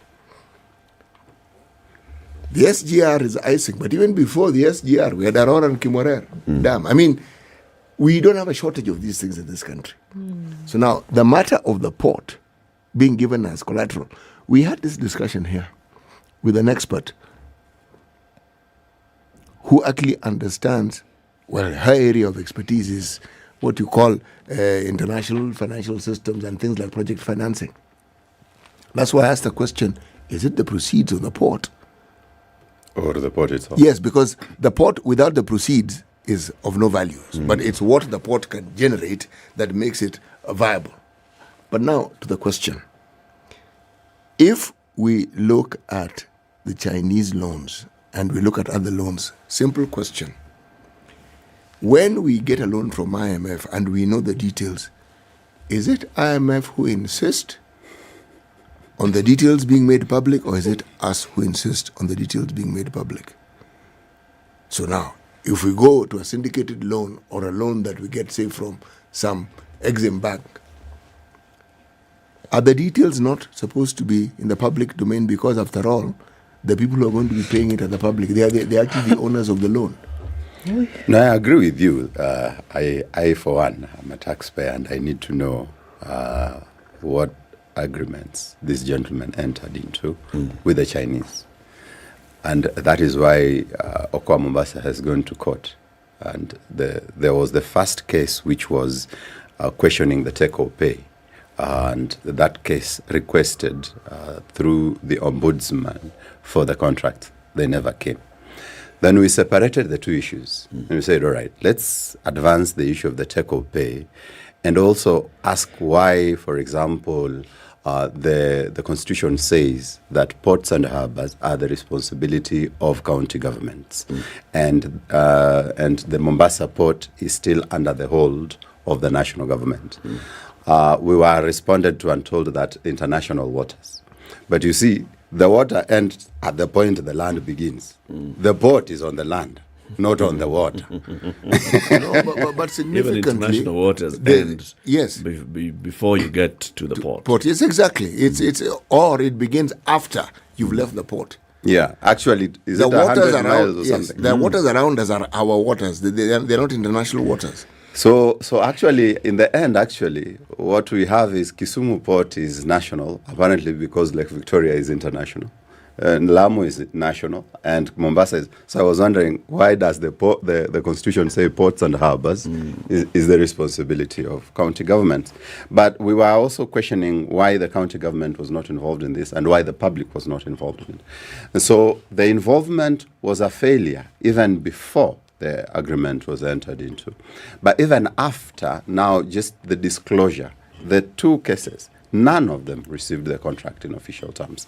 What we have had is reports in the media of some journalists who had access to it. I think a Nation media journalist who had access to it, and even him was uncomfortable sharing with us because of the advice of their legal. So you find that this is very secretive. Is it the desire of the Kenyan government that it remains secretive? Yes. Is it also the desire of the lender that it remains secretive? I think so. And so the contract says so, and the Kenya government has told us that the contract says so, and because the contract says so, they cannot disclose. Now, this is where we find it difficult to swallow, even as he says, international project financing realities. Because international project finances realities need to appreciate local laws.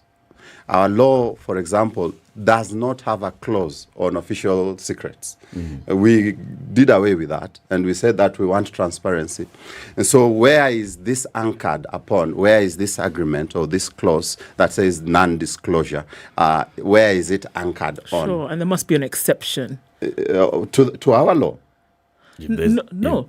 If you say that it cannot be made public, then it must be under exception, is what I'm saying. Yes. For reasons of security, this, that, the other thing. Yes. But you need to see the place where it shows this thing. Correct. Because if you say it cannot be made public, then there must be a caveat as to why. Yeah, correct. Yeah. And that has not been made Yeah. clear. And so even in the international space, the domestic laws, there's a thing called sovereignty. The domestic laws reign sovereign, so that by the time you're going into agreement, you do not, for example, do poor procurement. You see, something like that money that we borrowed from the Chinese never came into the consolidated fund. And that in itself is against the law. It wasn't the first one, by the way. It wasn't. Even Eurobond didn't. And so at any point, for example, a Kenyan court can say, we do not recognize that loan because it never got into the official account. And if that were to happen, then the Chinese would probably go to the international courts, and the international courts will tell them that this is the law of the land. Why did you not follow the law of the land? And the matter will be forever forgotten. Okay, so at the point at which we are at today is that the president currently is in China, and that part has not been made. It's not a secret. That all right.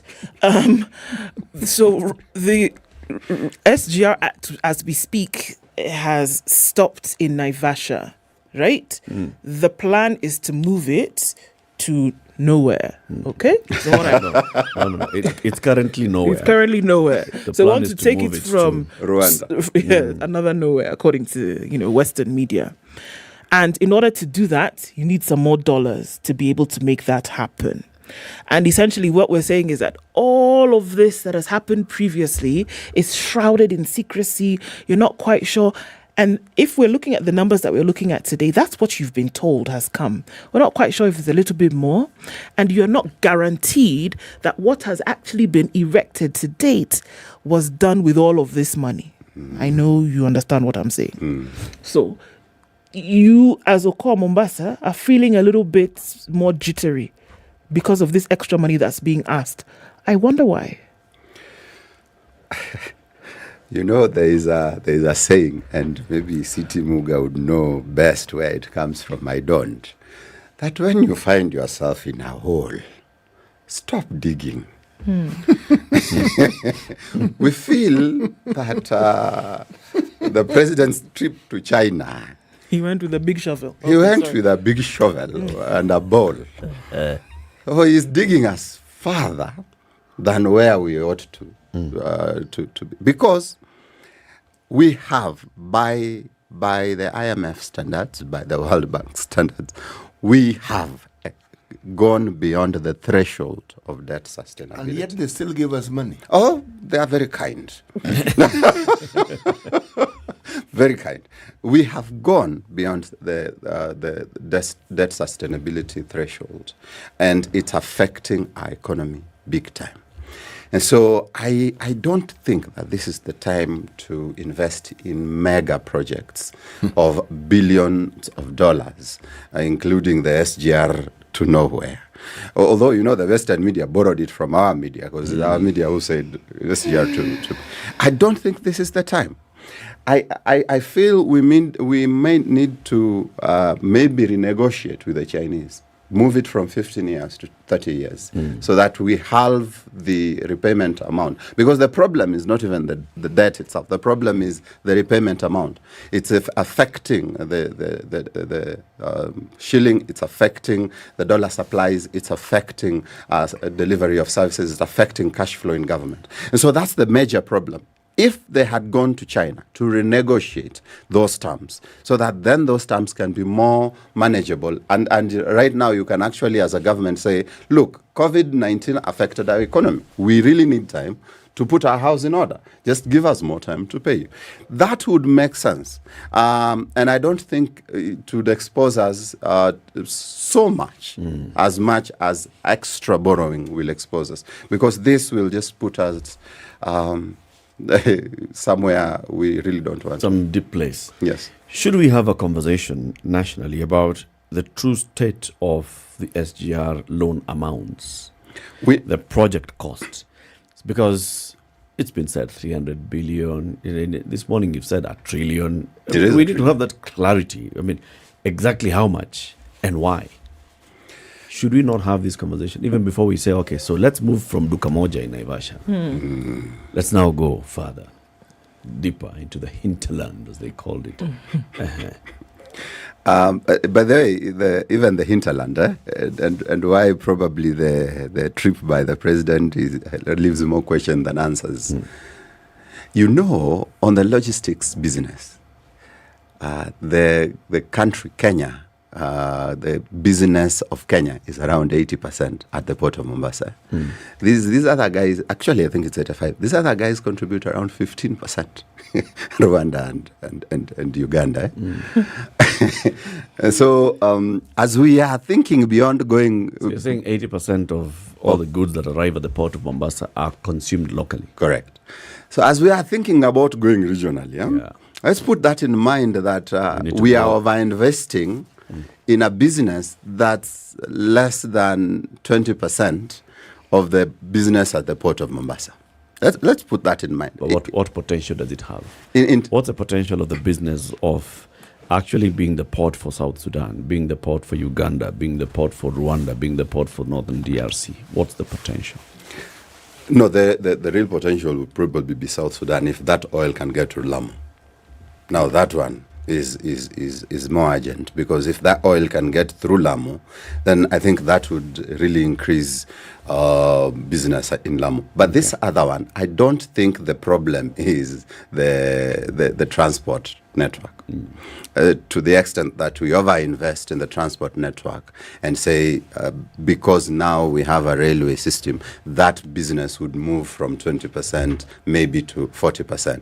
No, I think the real issue is, one is the whole question of governance. They have a feeling that the Kenyan people, or the Kenyan authorities, demand a little more than they are comfortable to offer. So if we can handle the governance issues, that would probably move the business upwards. But Ramogi, we are also competing with Dar es Salaam. And Dar es Salaam also has an SGR. And theirs, apparently, according to the region, is a bit more cost effective. So the issue is not transport. The issue is probably, one, competition, beat competition with efficiency and cost effectiveness, and two, is the whole issue of governance. You know, there's this, there's a tail to all this. Because this Belt and Road Initiative started in 2013 by President, how do you pronounce the name? XI? Xi Jinping. Xi, okay. What? He's Xi. Xi Jinping. Okay. Thank you. I thought of that. I couldn't say it. But from everything that I hear about it and what seems to be the thinking behind it, it seems to be an old rivalry between the Chinese and Japanese has been resurrected, because the Chinese have tickered. We started 30 years ago. You mean Japanese? I meant the Japanese.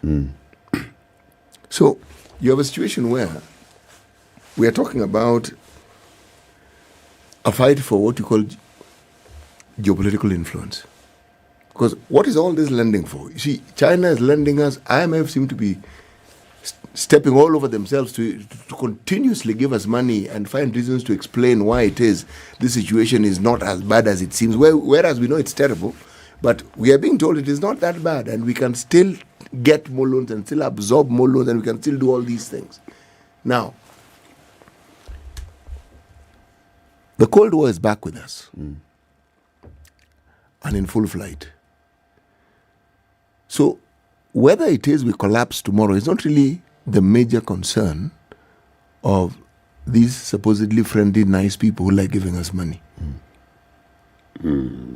So when Okoa Mombasa put forward their case, their own geopolitical, political contribution to this whole conversation, what is it that you're afraid of? That the port is being sold under your noses? That you have no say on the port, and with everything that goes therein, whether it's the revenue, whether it's what? And if so, is it because the port is the one resource the coast can say, this is a major resource that we can benefit from, and we don't seem to be benefiting whatsoever? What is it that Okoa Mombasa wants? Yes, what is it? All right, no, that's a good question. I've just remembered I did not even answer Eric's about we need to have a conversation around the SGR debt. No, we need to have a conversation around debt in totality, because even domestic debt has issues. The law does not allow the government to borrow for recurrent expenditure. And because now we have this bond thing, so you just float a bond. No one knows what you're going to do with it, and you pay salaries with it. I think we need to have a conversation. You buy mandas. And you buy mandas with it. But coming back to what we want as Okoa Mombasa, or rather what we set out to do, one of the things was the economy of Mombasa had gone into a shell, after the port operations were moved to Nairobi ICD. And the initial, our own projections at that time were that the Mombasa economy will lose roughly around 100 billion a year because of this move. When the University of Nairobi did a research, theirs was even higher because they estimated that around 400 billion is being lost by moving the port operations this way. And that really exposes to the economy of Mombasa. Which operations were moved to Nairobi? Clearing and forwarding, storage, all of it. I don't understand. The port is in Mombasa. Yes. The ship docks in Mombasa. Yes. So clearing is done in Nairobi Yep. while the goods are in Mombasa. Yes. No. The goods get here, then you clear and forward to the dry port. Yes. Dry port, then as they get here, you clear them and forward them. I'm a little slow this morning. Okay. So the goods leave Mombasa. Yes. Mombasa is congested at the port facility. Mombasa is not congested. At the port facility. Go with my words. Mombasa is not congested. At the port facility. Go with my words. That's why you're using all these other people who are operating outside the port. At the port facility. Okay. At the port facility, KPA facility. Yes. So It's KPA crowded. says, It doesn't let have the me capacity. move Let's these goods because they will decongest end this. up inland anyway. Let me go and establish a dry port inland. Yeah, so let's take the goods. So let them arrive. Let me offload off the ship immediately and move them so to that I can Nairobi. sort out the next ship. So that and more all, can and come offload in. and offload. All right. Okay. So we process them from this particular place that is about 300 kilometers away. Oh, that's very good. Can I don't know, can I say something about it? Yes, the port of Mombasa in terms of size is rather small. Is it? The land, rather, the space is small. And so what has happened is they have used the services of private, what do you call these guys who store your goods and help clear from their facilities. But they also have a 100-acre ICD within, next to the port of Mombasa. Now, ordinarily, the international practice is when that is the case, you do not move the ICD 300 kilometers away. What you do is within 50 kilometers, Did the you distance establish... between Nairobi and Mombasa shrink? 300? Actually, 450, my apologies. Yes. So what you do is within a radius of 50 kilometers, you established an additional ICD if the one that you have is not sufficient. So our expectation would be if Mombasa, in actual sense, is too busy, then we go to Mariakani. Because there's a lot of space in Mariakani, and you establish an ICD there. If Mariakani gets too busy, then you move to Voi, so that it's progressive. You do not shock an economy. And so that was our concern as Mombasa. It was also our concern that the people of the people of Mombasa were not involved in any of these decisions. And the port of Mombasa is generating around 30 billion. Of this, hardly any amount. 30 billion per what? Per annum, in terms of profits. Hardly any of this. Is that the amount? That is. I have never seen an audited account of the ports myself, but I have. I can send you after this. Okay, go on. So hardly any of this goes into the community.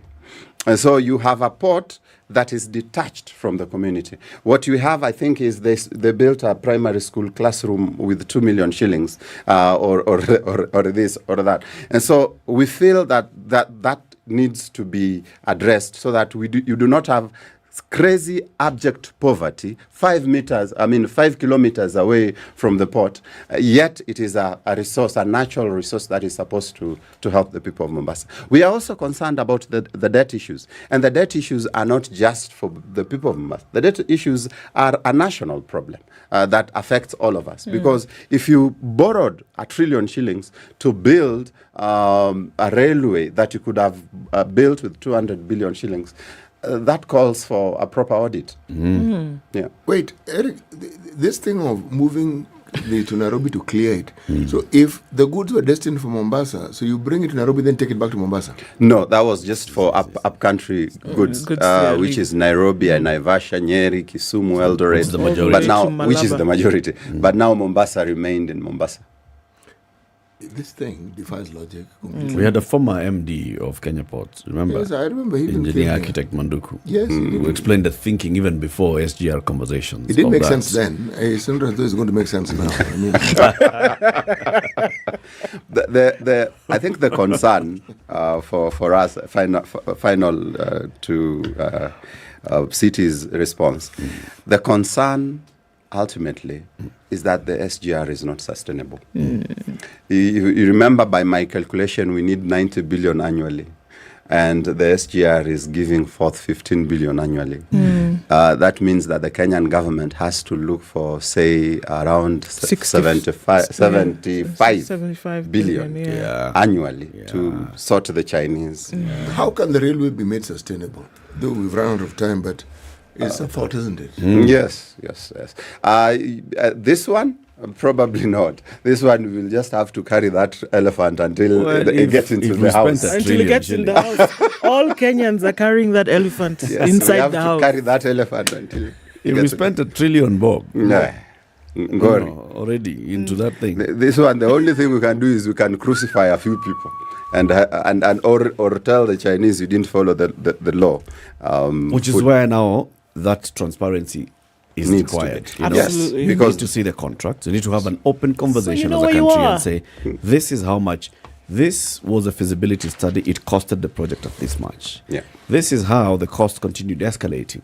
This was our agreement that we shall spend 200 billion shillings and then a year later go to the market and borrow 200 billion shillings in terms of Eurobond. So why did we have to borrow Eurobond 200 billion shillings if we were already putting 200 billion shillings You in gave China them exit? 200 billion So and then they gave so you... when our deputy president says that the Uhuru government put us in a big hole, he is right. No, he is right, but you do not give us excuses also. Then tell us shareholding. Achana na bat kwanza. Wacha tu deal na hii right. Next time we'll deal with the bat. Yes. Odhiambo Ramogi, our guest this morning. He's an economist. He's a member of the Okoa Mombasa initiative that's been pushing for clarity and transparency on the SGR and all matters affecting the coast, including the port. Now there's a whole issue about concessioning. We shall discuss it next time. Absolutely. Looking Keep forward it here to for more conversations. MP Opio Wandai joins us at 9 o'clock. Time for the news.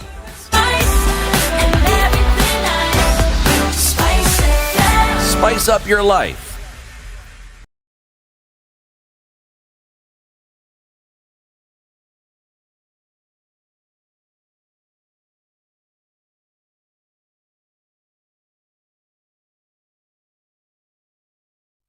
This is Newswam Dennis Aseto. Local administration leaders in Njoroge, Kilifi County have issued a strong warning to residents against violating the instructions regarding the El Nino rain warnings. According to the area chief Esther Nyeri, some residents have been disregarding the instructions given by the government about protecting themselves against the effects of El Nino.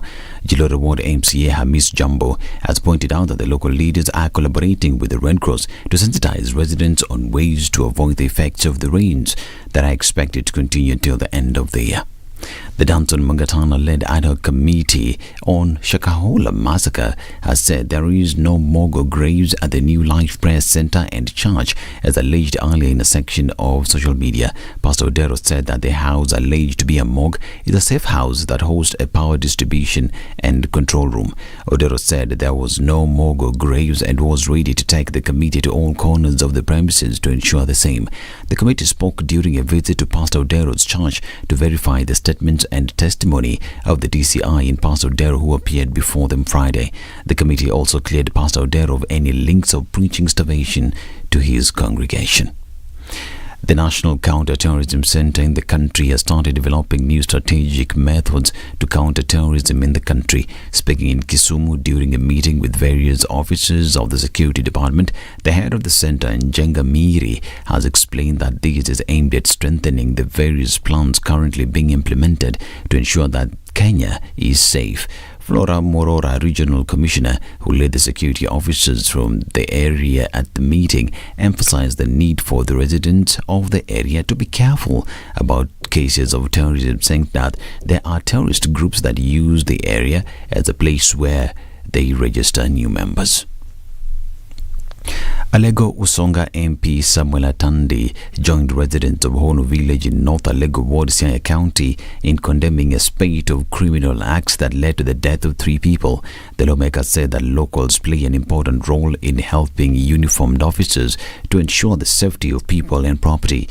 The locals who were killed were Rashid Okare, Youth Adala and Collins Muga. The victims were reportedly hacked by robbers who were escaping from a failed mission at twilight over the weekend. The first 2 succumbed while undergoing treatment at the hospital, while the latter was found dead next to Abura Dam Sunday morning.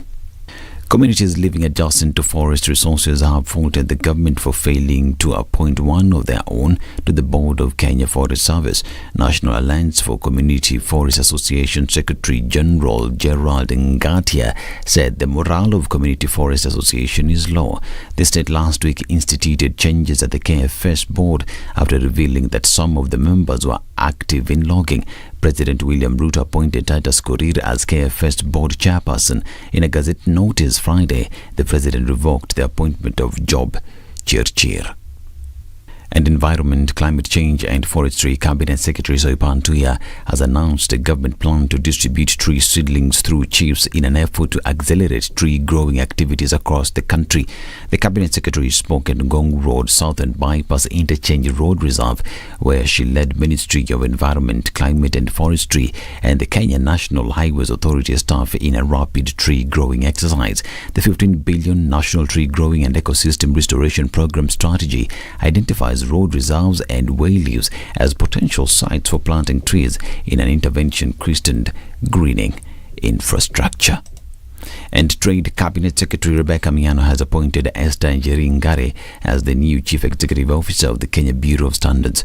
Ngari's appointment is in a special Gazette notice dated October 13, 2023. Ngari was one of 8 individuals interviewed by the National Standards Council for the role. She was among the top 3 candidates recommended by the Council to the Cabinet Secretary for appointment. In the minutes excerpt provided by the Council, Ngari had secured the second highest position among the candidates, amassing a score of 77.2. For the field, and thousands of people in Gaza have gathered at the Rafah border crossing with Egypt as diplomatic efforts continue to open it before Israel starts its expected ground operation. But the United Nations said there had been no progress in negotiations on reopening of the crossing.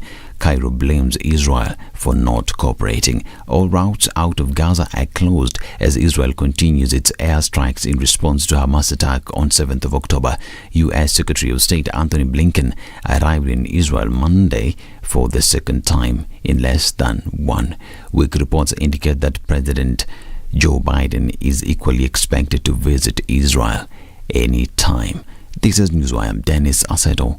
Good morning.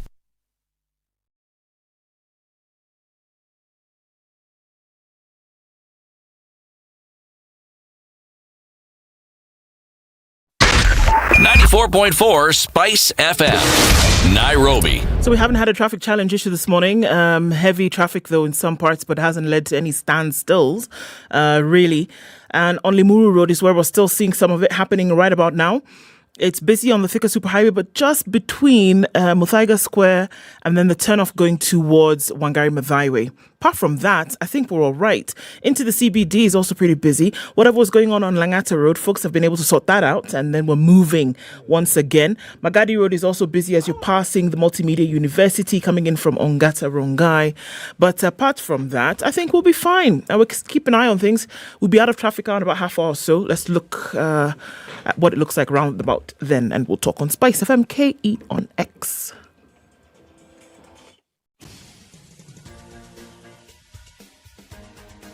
This is the Situation Room, the home of hard-hitting political commentary and penetrating insights about the state of the nation. This is a talk radio experience like no other. The Situation Room, a place for hard truths, debates, and elevated conversations. The Situation Room, witty, political, engaging, deep, controversial. In the room, we have C.T. Muga, researcher, academic, seasoned political observer, a fountain of wisdom in these politically uncertain times. Ndu Okoh, Nigerian by birth, Kenyan by choice, communications expert, Pan-Africanist, a truth seeker and believer in people power, and Eric Latiff, agent provocateur, the man in the chair, seasoned journalist, news hound, a man who believes in punching up, not down.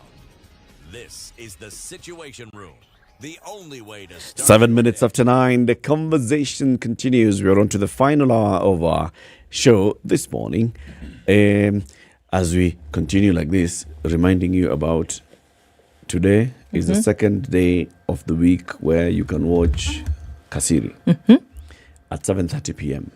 on Maisha Magic Plus, on channel 163 on DSTV, on channel 3 on GoTV. Yes. And if you're not in front of your screen at 7:30, it's okay. Don't worry. Wherever you are, if you download my GoTV or my DSTV app, you can catch it wherever you are. And I can give you a bit of info. You know what's happening in this one? Kasiri. I'm enjoying this Tonight. Yes. You know, a guy has managed to fool 2 girls into falling in love with him. Then he gets one pregnant and then goes to ask the other one for money to take his pregnant girlfriend to hospital. Don't you want to know many things at once? Number one, what do you think, for 20 marks, was the response of this girl when the boyfriend came to her? Number 2, can you be subjective? In 3 paragraphs, tell us, what do you think this man went and told this woman when he was looking for money to take a girlfriend number 1 to hospital? You want to know? You need to watch the program tonight. Do you really expect that this guy went and said, I have a That's what I'm girlfriend. saying. I What have do you another think, girlfriend, in 3 paragraphs, what do you and think she's was the reason pregnant why and she he's... needs to go to hospital? Of course not. Because Do you think you want to tell the cannot girlfriend, crucify yourself. Why not for my other girlfriend who's just given me money? No. Would not have managed to bring you. You don't begin by telling the girlfriend. You begin by having many relatives. Then there's this auntie who's very dear to you, who helped you, who used to take you to school when you were a child. Now she's fallen sick. That's the auntie that you need money for. And the reason why you don't have money today, because there's other uncle who is a husband. Then last week, even him, he had a problem. So girlfriend gives you money quickly. Okay. This is the girlfriend whom you're spending the money on. Explain now. You couldn't eat breakfast yesterday, Where but then did you today get you the have money? money. Sako. The answers that are rolling off Titi's tongue is worrying me. Titi. Where? This is wisdom. From practice. People ask at you, what is wisdom? Wisdom is lived experience. Chap. Higher. Stuff has been happening politically in the country. There was this conversation over the weekend. Kalonzo, Raila, Nyanza, did he endorse? Did he not endorse? I did not endorse Kalonzo in 2027. So who did you endorse? So who are you endorsing in 2027? Oh, the name will be released just before the elections. Okay. Bomas talks Kalonzo again. Bomas is one of the co-chairs of the Bomas conversation. They have agreed. They have agreed on creating seats. This issue of Bei ya Unga, they are still not agreeing whether Bei ya Unga iko juu ama iko chini. It's not clear. Do you know it has actually gone down? Bei ya Unga. Okay. So there's a whole conversation. Opiyo Wandayi is the leader of minority in the National Assembly. He joins us in the Situation Room. Welcome back, Mheshimiwa. Thank you very much, team. Good to have you here today. Yeah, happy to be back here. It's so refreshing. Meet this wonderful team. Mambo mingi inaendelea.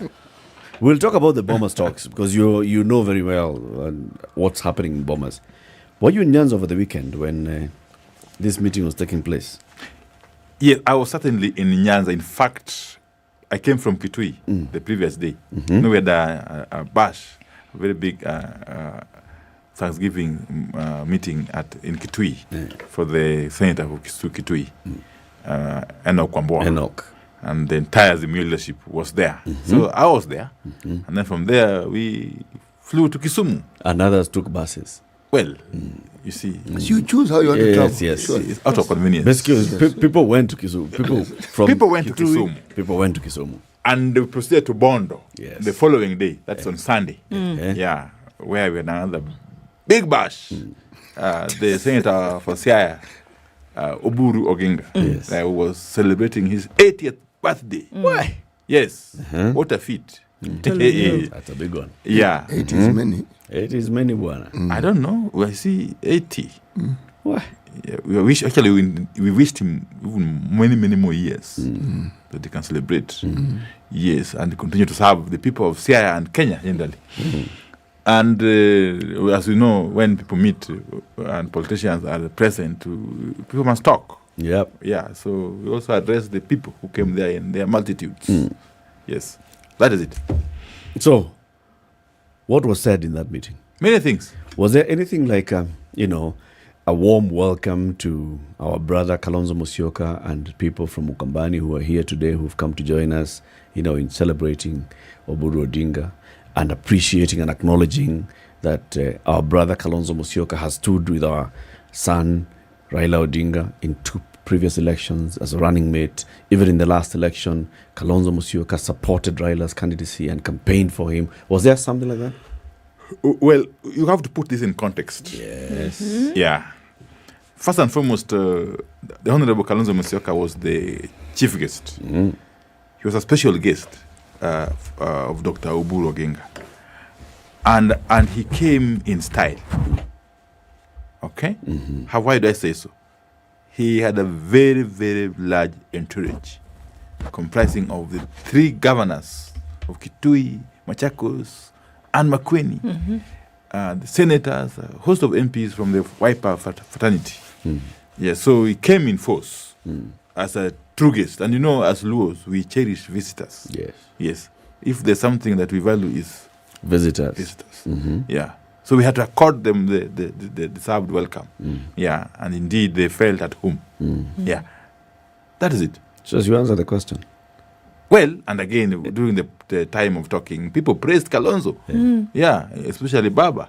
That Kalonzo has stood with him all this time from 2013. Yeah, twice as his running mate, and again this other time as basically one of the Azimio principals. And he said Kalonzo is a trustworthy comrade. He's a reliable person. He's been steadfast. And that they will continue to remain together. Yes, in fact, he used Kiswahili terms.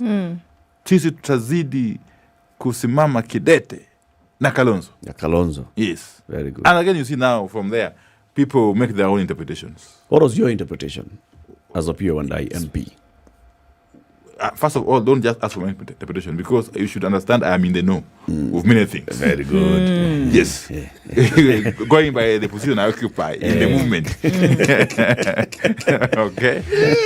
So with you, there's no speculation? No, I don't speculate on matters to do with our progressive movement. Yes. My take is that Baba was simply making a commitment that as a Azimio family we shall continue to remain together and support one another, especially those of us who have remained steadfast like Kalonzo. Yes, support one another. Okay. Yeah. So Baba there was no mention of 2027. Yeah. But in the future? Well, support is politically now in the future is 2027. But yeah. So I saw the media come with headlines, analysis, commentaries that now Baba has endorsed Kalonzo for 2027. Nothing could be further from the truth. Okay. That does not mean that Kalonzo Musyoka is not competent enough to be the presidential candidate for Azimio. As a matter of fact, Kalonzo is eminently qualified to fly the Azimio flag as a presidential candidate. Not only 2027, but any other time. Yeah, including tomorrow, if there were to be a by-election. Yeah, in the country, Kalonzo can fly that flag. But the point is that we haven't reached that stage yet. Not yet. Of anointing a presidential candidate. Context then, Mheshimiwa. Yeah. In the run-up to this meeting on Sunday, a lot of things have been happening. Number one, there's been talk on whether Raila should run in the 2027 election. The governor of Mombasa, in a meeting that was attended by Raila himself, said, Baba, make sure that you're on the ballot in 2027. You still have time, you still have energy, you still have a chance. Okay? This comes on the back of a visit by President William Ruto in the Nyanza region the previous weekend, And in that visit by President Ruto, among the things that he was saying when he was addressing the people is, we have worked with Agwambo very many years. Here we are again. We are having conversations taking place in Bomas. Now in 2027, if Agwambo is not running, it will be me against Kalonzo. This is Ruto saying that. Yes. Huh? It will be me against Kalonzo. See, Agwambo should support me against Kalonzo. Then here is Agwambo and Kalonzo in Nyanza and saying tutasimama kidete na Kalonzo. See the context of where people would be coming from. Speculation here is Raila, preparing the ground for, in the event I come and say, I don't think I want to be on the ballot again. Here is the man. The man will have been paraded before the crowd. Yeah, you must also understand that part of the reasons why Baba was speaking in the manner he spoke in Bond was the outburst by Ruto the previous week or so while at Magunga, where he made those remarks about me I will be left with Kalonzo and so on and so forth. Baba was reminding him, because Ruto seemed to have suggested that Kalonzo is easy game for him. Yes. Baba was reminding Ruto that don't joke, that Kalonzo is 10 times stronger than you, politically speaking. Yes. And don't underrate him, in short. And that if he was to face you, he would floor you in the morning. And Kalonzo went ahead to confirm that when he rose to speak, that whoever will run will have a field day against these Kenya Kwanza people because of the failures they have now been associated with. Now, that is politics. In politics, you always want to, first and foremost, disorganize your opponents. Okay? But more importantly, to portray to your followers is that you are strong, that you are ahead of the game. Okay? And therefore, there's nothing really unusual about what happened in Bondo. And many of such meetings are going to be held, and many of such outbursts are going to come out. The fact is that we as Azimio are focused. We are focused, and when the time comes, we shall unveil our candidate. In any case, by the way, those of us who have lived in this country long enough, I'm sure all of you have, there's going to be a lot of alignment and realignments. A lot of movements, okay? And this movement we have may evolve into something much bigger than Azimio has currently crafted. And therefore, let us hold our horses. Yes, let's hold our horses.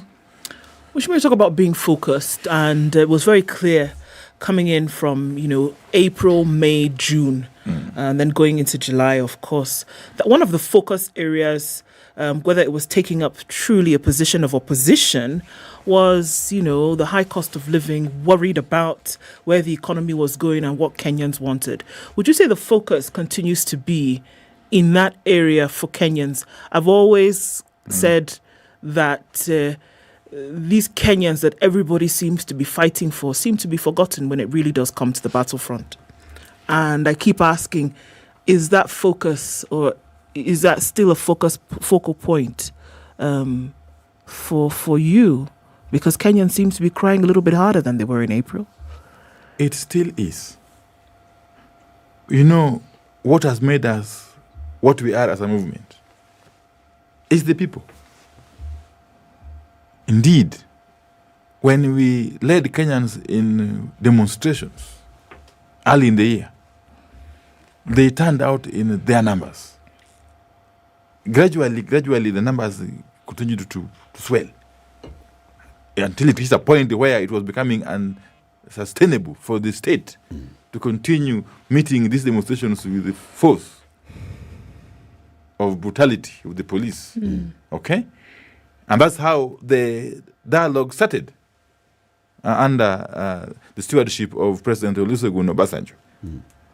So, Kenyan issues remain at the center of our engagement with Kenya Kwanza. And I want to disabuse people of this notion that the matter of the cost of living has been put in the back burner. No, far from it. The cost of living was and still remains one of the key issues under the dialogue at Bomas.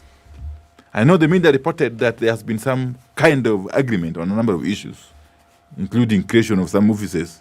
Has there not? And so on and so forth. That is true. That is true. At the same time, it's also true that we are engaging on the matter of cost of living. Because it's a heavy matter.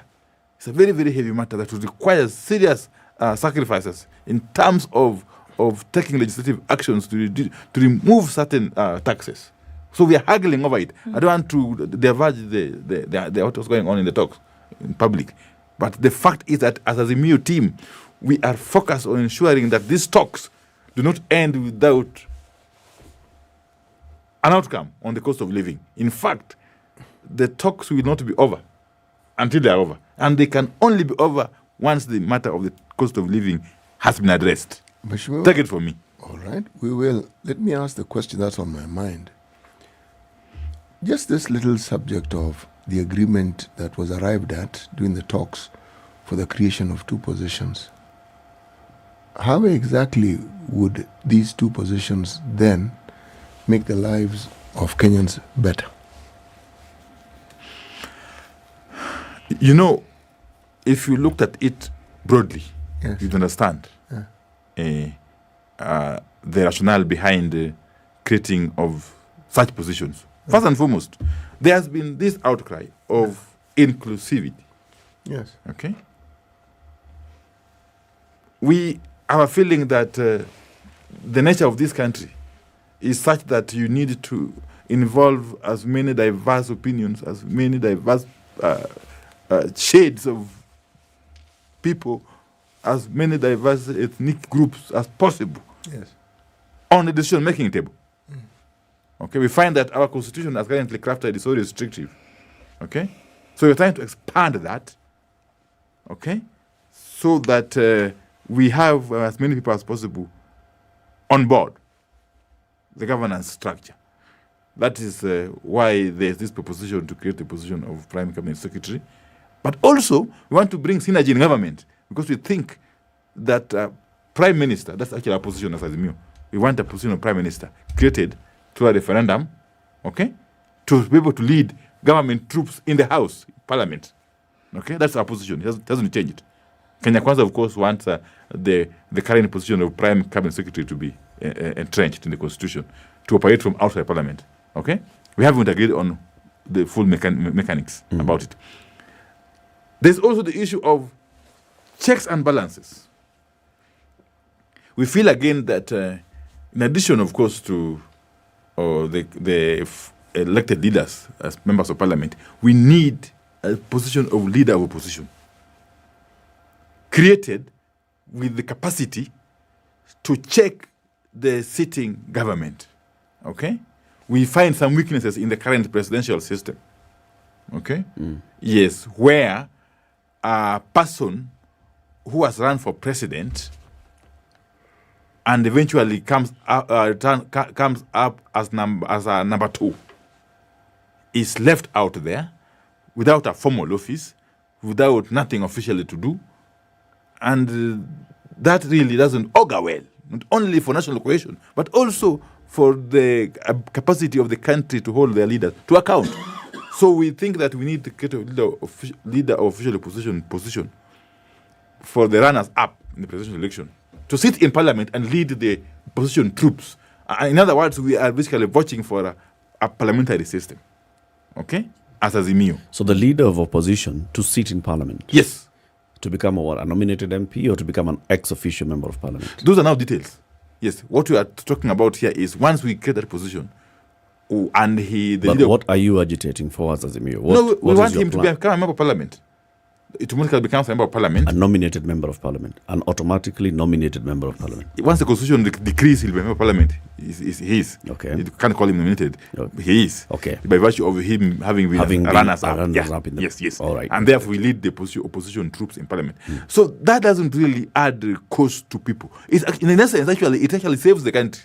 Because if you have a strong opposition, which can rein in government, it means therefore that even chances of corruption escalating could be minimized, and therefore you save taxpayers money, and the benefit essentially accrues to the public. But what's the benefit, as CT is asking, what's the benefit of having the runners-up in Parliament as opposed to you in parliament. You Well- are the leader of majority or minority in parliament. Well, I have just said that what we have currently is a kind of presidential system. Okay? Yeah. Yes. Which I think doesn't address our unique circumstances as a country. Yes, you must understand that. In the US, if I'm not wrong, which is the presidential system, okay? Many times, once those people run for president and they lose, they go back to become senators. And If stuff. they were senators before, Yeah, yeah, they yeah. don't automatically become senators. Yeah. Trump is out there. In the playing golf. UK, which is a parliamentary system, nobody runs for president. You know that. Yeah. It's the parties that compete, and on the basis of the number of seats they garner in the House of Commons, a prime minister is identified, and the queen or the king, as it is now, appoints the prime minister, and the leader of the party, or the second largest party or coalition of parties, becomes leader of opposition. Okay, so those are two distinct systems, and we seem to be basically operating under some kind of mongrel. We are presidential, and yet we have got some elements of parliamentary. So we want to refine this. The only way to do it is to do a referendum. No. But then I'm not getting. Yes. This number 2 in the presidential election. What benefit do we as a country get if this number 2 gets an office in parliament, specifically in parliament? It could also Would be you an office. prefer him being outside parliament? Could also be an office outside parliament. Why does that office have to be in parliament? Well, number 3, why do we have to have that office at all? I've just elaborated. I'm not seeing what we lose by not having that person becoming. They lost an election. We need their services to check the government which is in power. We must understand. Governments need to be checked and robustly. But those that were elected and end up in a minority, elect their leader in parliament. Opio and I, for example, this time is leader of opposition because he's leader of minority in parliament. You may want to understand, Eric, that our system as currently crafted of governance, there's even no opposition in parliament. Yes, I know. Yeah, perfect. We basically have minority side and majority side. And you're the leader in of theory, minority. Both sides are supposed to check the executive. Yes. Okay. In theory. In practice, that's not the case.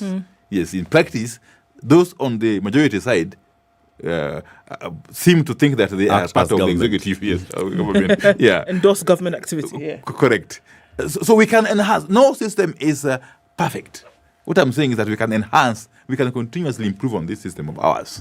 Okay, one such way is by allowing somebody who has the gravitas to run for president. You know, you can't compare Raila Odinga with Opio and I, Eric. Come on. No, we can't. Yeah, you cannot. Yes, somebody with capacity to run for president and get millions of votes. Okay, we don't want him out there. We want him. Reduce him to a mere MP. We want him to come and lead the That's what I'm asking. No, Reduce but that person to a he'll mere be coming in member as of leader of parliament. opposition with. He becomes Opio and I in parliament. So if looking at the import of this and to say it is so important that this individual gets into this position, I think I'm also still at the then for what? Why would that be so important? What would this individual be able to achieve within parliament that they would not be able to achieve, let's say, if they had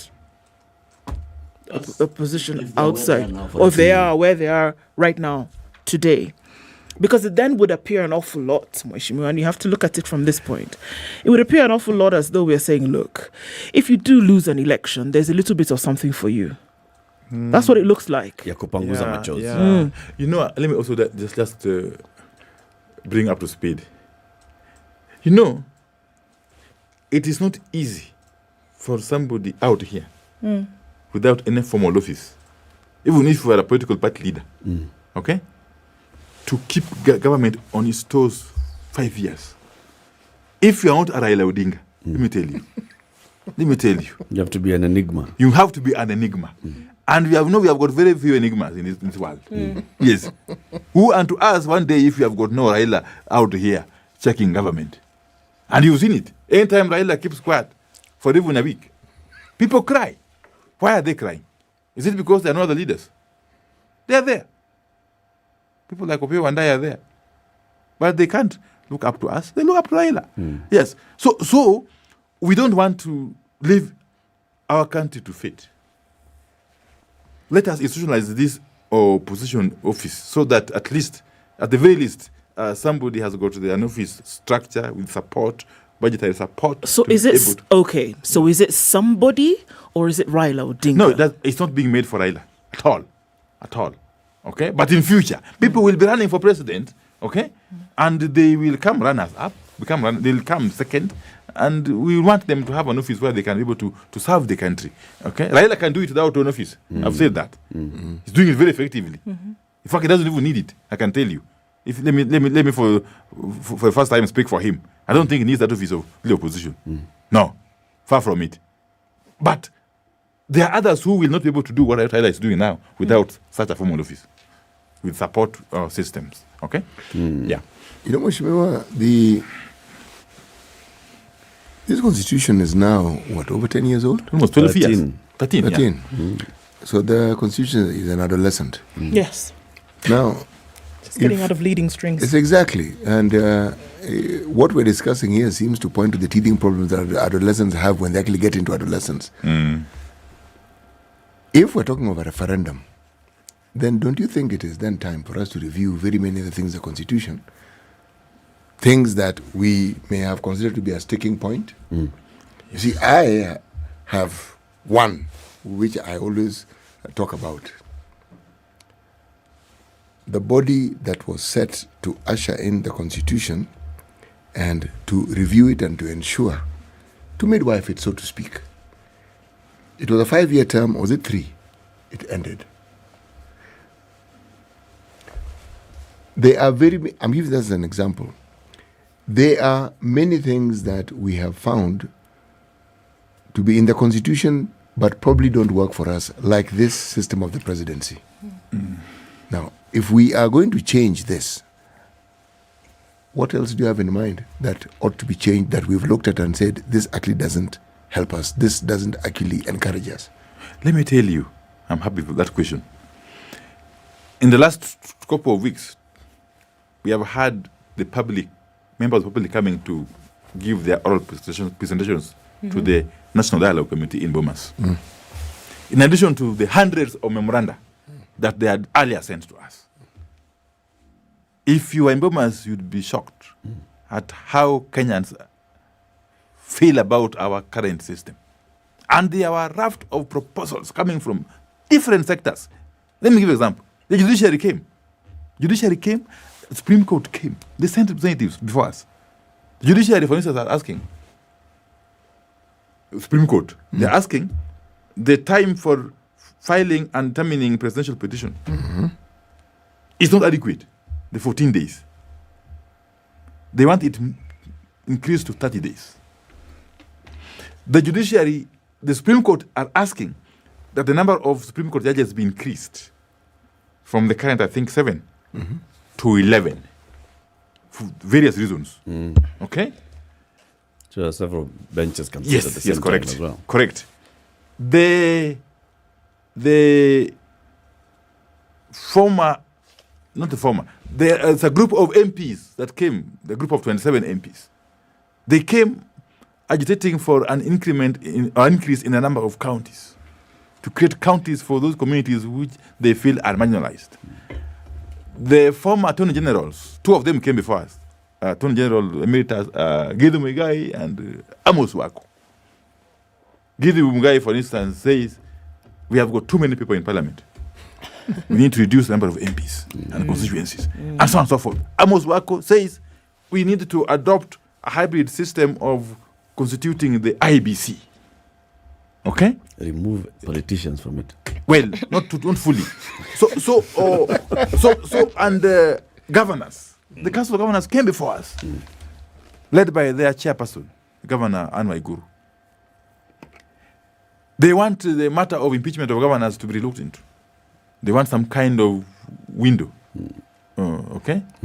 moratorium window. After election, maybe 2 years, okay, and then 1 year before elections, next election.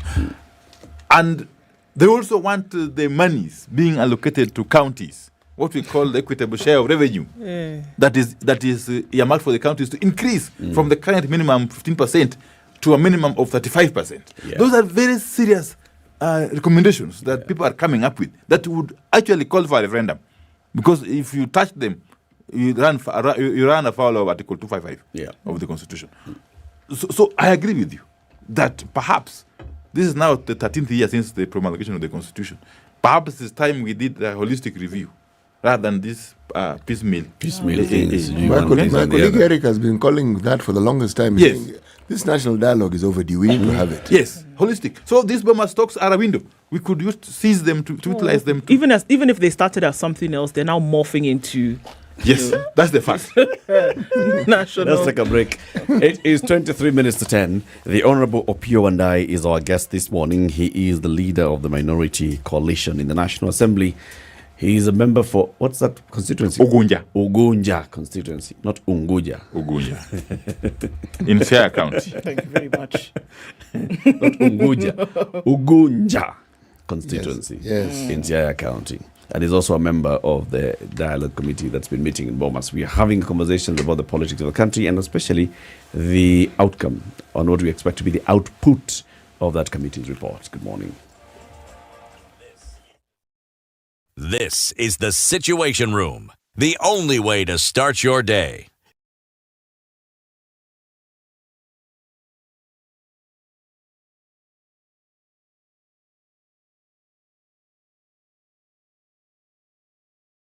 Wadau mko ready kuona magic? Nasema wadau mko ready kuona magic?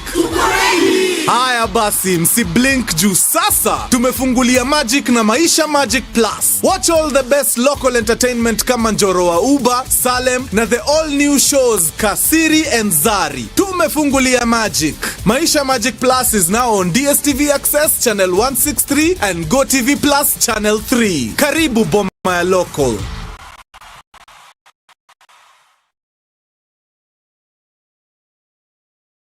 Jumbo, here's how to make payments to the Kenya Wildlife Service on the eCitizen platform. Log on to kws.ecitizen.go.ke or scan the QR code provided. Sign in with your ID number or email and the date that you plan to visit the facility. Select the service required. Choose the park, reserve or sanctuary that you wish to visit. View all service instructions indicated. Then confirm. You can pay for the services using M-Pesa, Airtel Money or a credit or debit card. So I think once the traffic hour, from what we're seeing, I think roads are free and clear, able to get around and about without too much of an issue, just into the CBD a little bit. And then Limuru Road have decided we're going to do this for a little bit longer, but not too painful at this point. Just keeping an eye on things.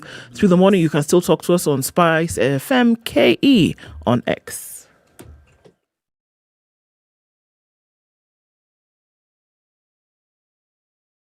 Mature, intelligent talk every morning. Spice up yourself.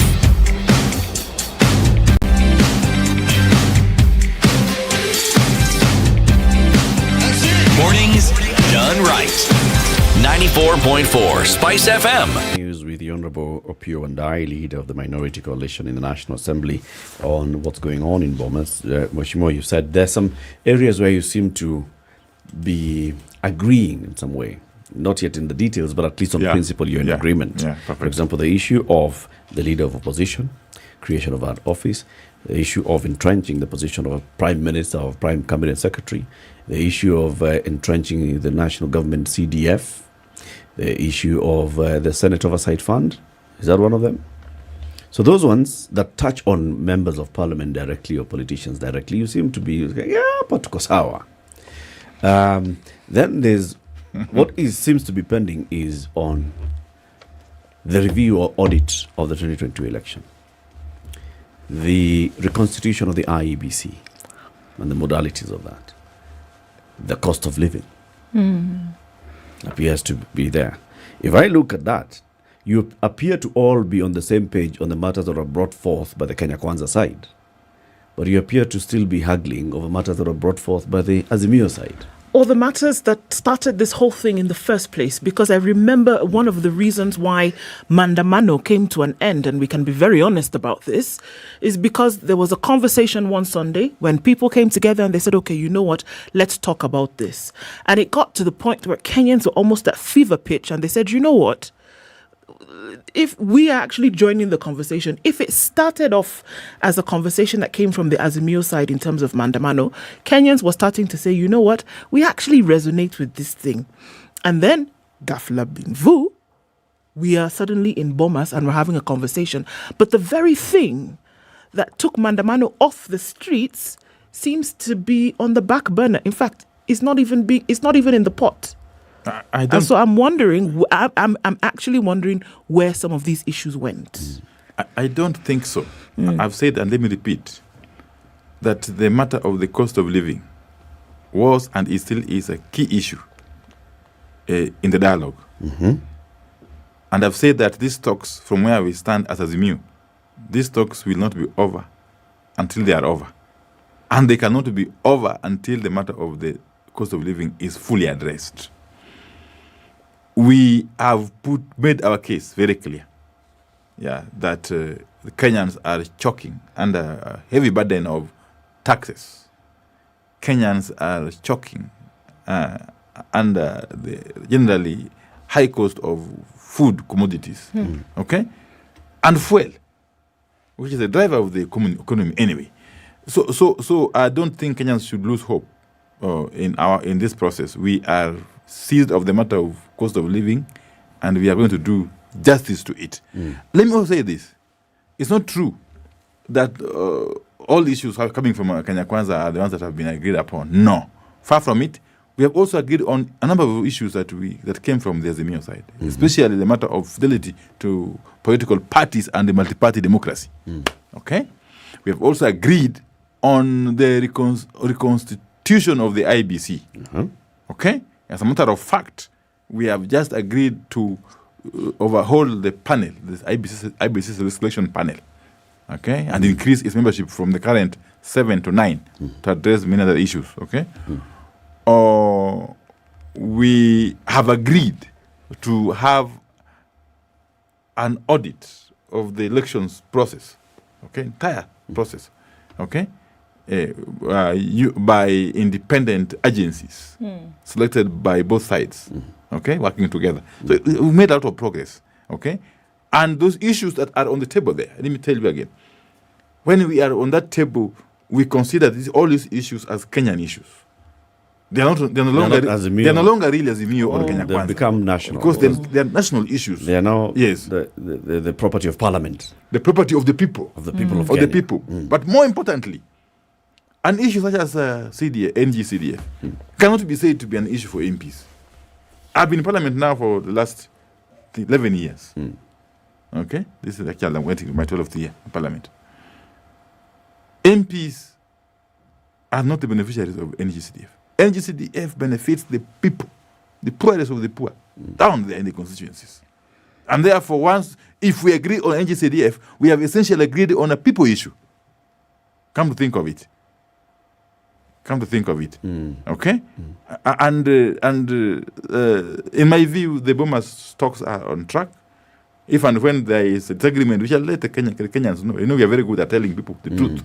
Yes, at least on our side. But so far, there's nothing to worry about. We have had noises out there, some discrediting the talks, some wishing that the talks collapse for their own reasons.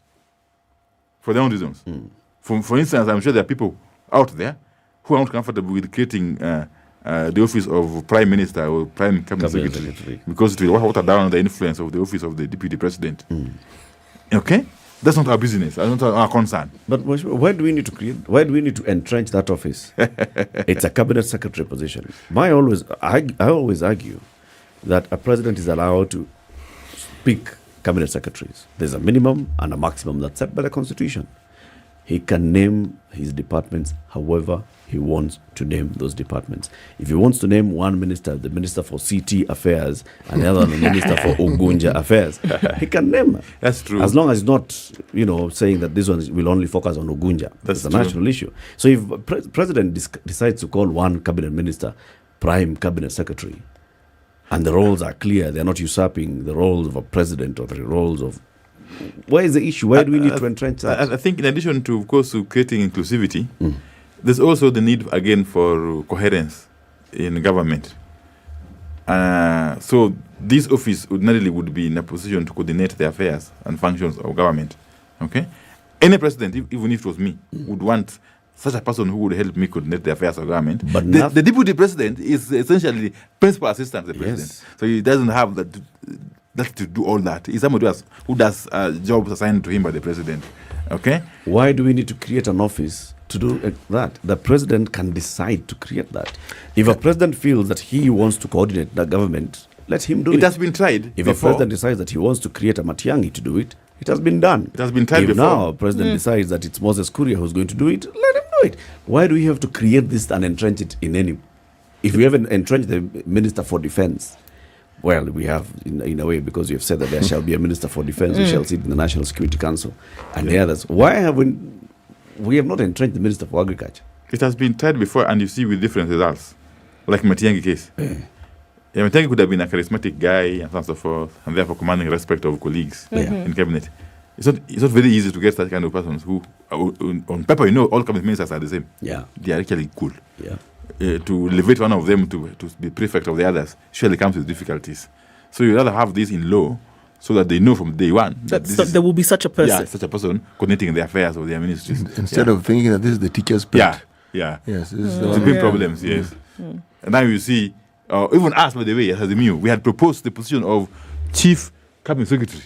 Yeah, in your line. And we had the marked Kalonzo Musyoka to be the holder of that office. Remember very well. Okay? That tells you that there's actually a need for such an office. Actually, I tend to agree with you. Perfect, thank you. And I'll tell you why I agree with you. Because we talk about ideal situations that we would like. And an ideal situation for the politics that we have in this country is not an easy place to... You can't arrive at it easily. Because it doesn't matter what we say. We have this need as Kenyans to feel we are represented. And representation doesn't mean you have elected an MP or an MC. Not that one. You need to have a national position somewhere that people can identify. So even when you talk about representation of MPs and people say we have enough MPs, I say even add a few more. Oh, wow. Okay. Yes. No, sincerely. A few more. Add a few more. Because we keep talking about this huge budget that we have. The reason why we bother about the amounts that MPs are paid is because successive governments have shown that they do not take the responsibility of looking after their citizens very well. So things that the government ought to do, they do not do. And as a result of that, you feel, but why are these MPs earning so much money? And the answer is supposed to be a check and balance over this thing. But in terms of our politics and the way we like it executed, the feeling and this need to feel we are represented, it doesn't even go down to the clan. It goes down to family members. It goes down to very, very small units. And that is why you'll find, even when we elect our MCAs and MPs, when you come from a big clan and they're cohesive, you're likely to get elected. It's not even complicated. Now, once they get there, there's this thirst for yet another bigger position. And there's always one for another bigger one, and a bigger one, and a big one. Now, I don't know when we'll come to a point and say, but my thinking, theoretically speaking again, is if people understood that the government will serve all citizens equally, then, and they saw it being manifested, then this need for representation would not be. I think that is it, CT. If they saw it being manifested, because you can say whatever you want. You can say whatever you want until the cows come home. But if you actually see it being manifested, I think that is very different. And I think then it wouldn't matter. And I think that's where we are stuck. That the manifestation of this thing that you have said seems to be the problem. That we cannot see it being manifested as often as we ought to. We are held captive. By words. By political class. You see now. Right? The politician, those who get into politics, our politics have got into a place where they run the narrative. Unless we see our people up there, then they're not. When we had the conversations in Bomas in 2003, we were saying, no, let's devolve this thing. So this president guy, because this president guy was annoying, we defang him and we take power to the 47 governors. Now, those who are leading the Bomas talks have tested that guy executive power. They're like, hey, but this thing is nice. No, let's actually create more offices around this guy, big office here. It is not serving in any way. In any case, even what the Bomas was proposing and all, if you look at it critically, it is trying to appease the big tribes. It is the numbers. Kalonzo Musyoka would easily occupy the office of Prime Cabinet Secretary because of the numbers that he brings. Musalia Mudavadi, because of the numbers that he is thought to be able to command in At some point. right? It is the numbers. Do you think Danson Mungatana would occupy that office? Why not? On what ground? No. Even if he's not a youth. even if he woke up very early in the morning, he would. Twice. Yes, I mean, he would not see a Pokomo occupying that office. He can be appointed, but politically, no. It's a pre-election thing. Where we political might is numbers. Yes, and we know it. And then a solid mass of people behind you, and who it is understood are unshakably behind you. And that one you have might. So now the big 5 tribes continue running this country because they are guaranteed they'll occupy one. If one is president, the other one will be prime minister, the other one will be deputy president, the other one will be 2 deputy prime ministers. So it will always be that. And if they disagree, somebody will be in the opposition. Yeah. Where I agree with you. Even the opposition will be comprised of, will be the same structures, same people. Where I agree with you is that there's this issue of exclusion, a feeling of exclusion. Yes. Yes, that fuels this clamor for our persons to be there. Okay? And it's a real thing. It's not just a feeling. You've had the deputy president in this regime proclaiming, not once, not twice, several times, that Kenya is now a shareholder, it's now a company limited by shares. Okay? And that those who own shares are those who voted for the government. And he's saying it unapologetically. Okay? That tells you that if you belong to a community that for any reason didn't vote for this government, then you are basically excluded. That can be a problem in the long run. Okay? And we are saying, let's levelize the ground and create a structure which can accommodate people. Okay? Accommodate people. Our country is unique in its own way. Accommodate people and to maximize on the Kenyan's potential. Okay, let's have peace and tranquility reigning as a result of a feeling that we all belong. Yes. But also let's deal with these elements that create division. Yes. So I think the Bomas talks are on track. And I just want to appeal to Kenyans to support the initiative. They're on track. But you see, the problem is Kenyans are not hearing you discussing Unga. They'll be hearing us soon. They are not hearing anything about Unga. We are hearing all these other things. And fuel. It's still rising. Things. If anything, since the talks began, fuel has risen in terms of cost twice. Well, the talks have no capacity to stop the rise in fuel. But the point is that we do not hear this conversation. The Mano had the capacity to stop it. The point of the thing, and that's why I keep going back to it, at the risk of sounding like a broken record. But the truth is that is what was this irritation is what started these talks in the first place. And that if we see that since the talks began, again, cost of fuel has gone up 2 times. Even if you have no capacity to stop the cost of fuel going up, if the conversation is not being had at the place that birthed this conversation in the first place, then I'm a bit worried. We have received representations from the people on the matter of cost of living, including the Federation of Kenya Employers. The people are still having that conversation. The people are still coming, and they're making you've just said it. It is still the people who have to come from outside to present it to you who is having this conversation. And we're saying, as this agitation is going on from the members of these bipartisan talks, or whatever national dialogue now that we're calling it, can it not be that the submissions, if we were really serious, that this is the reason why we are clamoring, the people who are making their submissions who sit at that table should be the ones who should be shouting ho-ha the whole day, cost of living, you people, cost of living, let us agree on how we're going. But we don't hear it. Okay. And if we don't hear it and we don't see it, then it poses a problem. Good challenge there. I promise you will be hearing more about the cost of living in the coming days. But the increasing cost of living, and especially the cost of fuel, which is the driver of the economy, is as a result of failed policies of this regime. You all recall, of course, when they pushed through the now infamous Finance Act 2023, which had the effect of increasing VAT on fuel from 88% to a whopping 16%. Okay? You saw them embarking on what they are calling G2G, government-to-government fuel deal.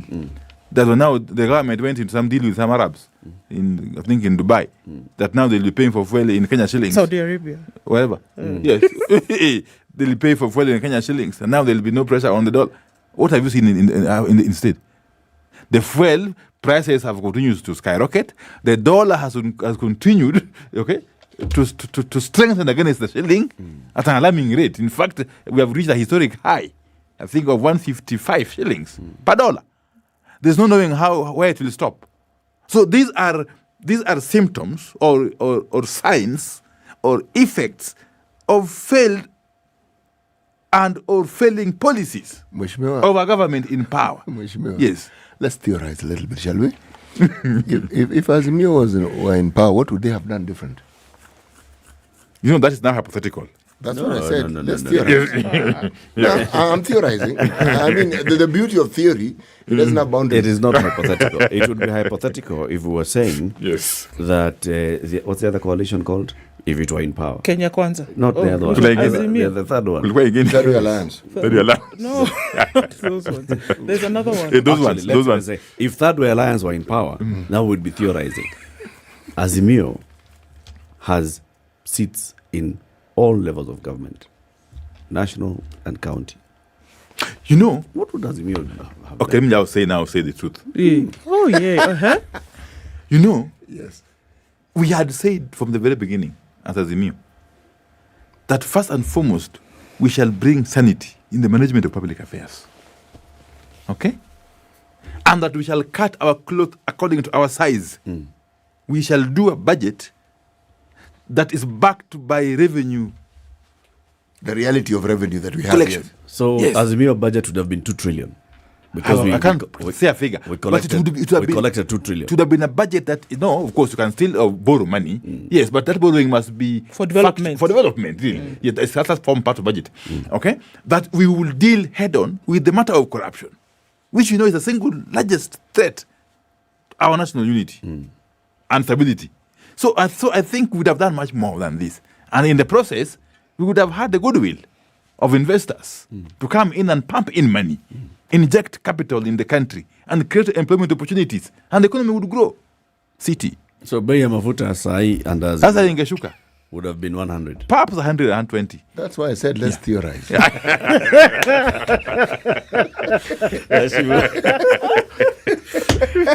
Thank you very much for joining us. Hope you and I for Ugunja constituency and leader of the minority in the National Assembly has been our guest. Thank you for listening to Kenya's biggest conversation and Situation Room. You'll join us again tomorrow morning from 6 a.m. to 10 a.m. Do have yourselves a lovely day. Happy Tuesday. It's 10 a.m. Yes.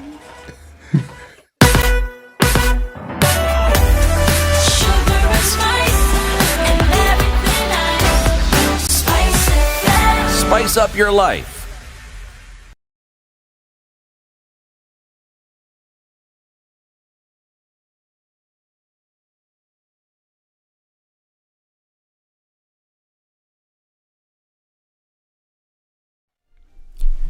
Good morning, this is Newswam Dennis Aseto.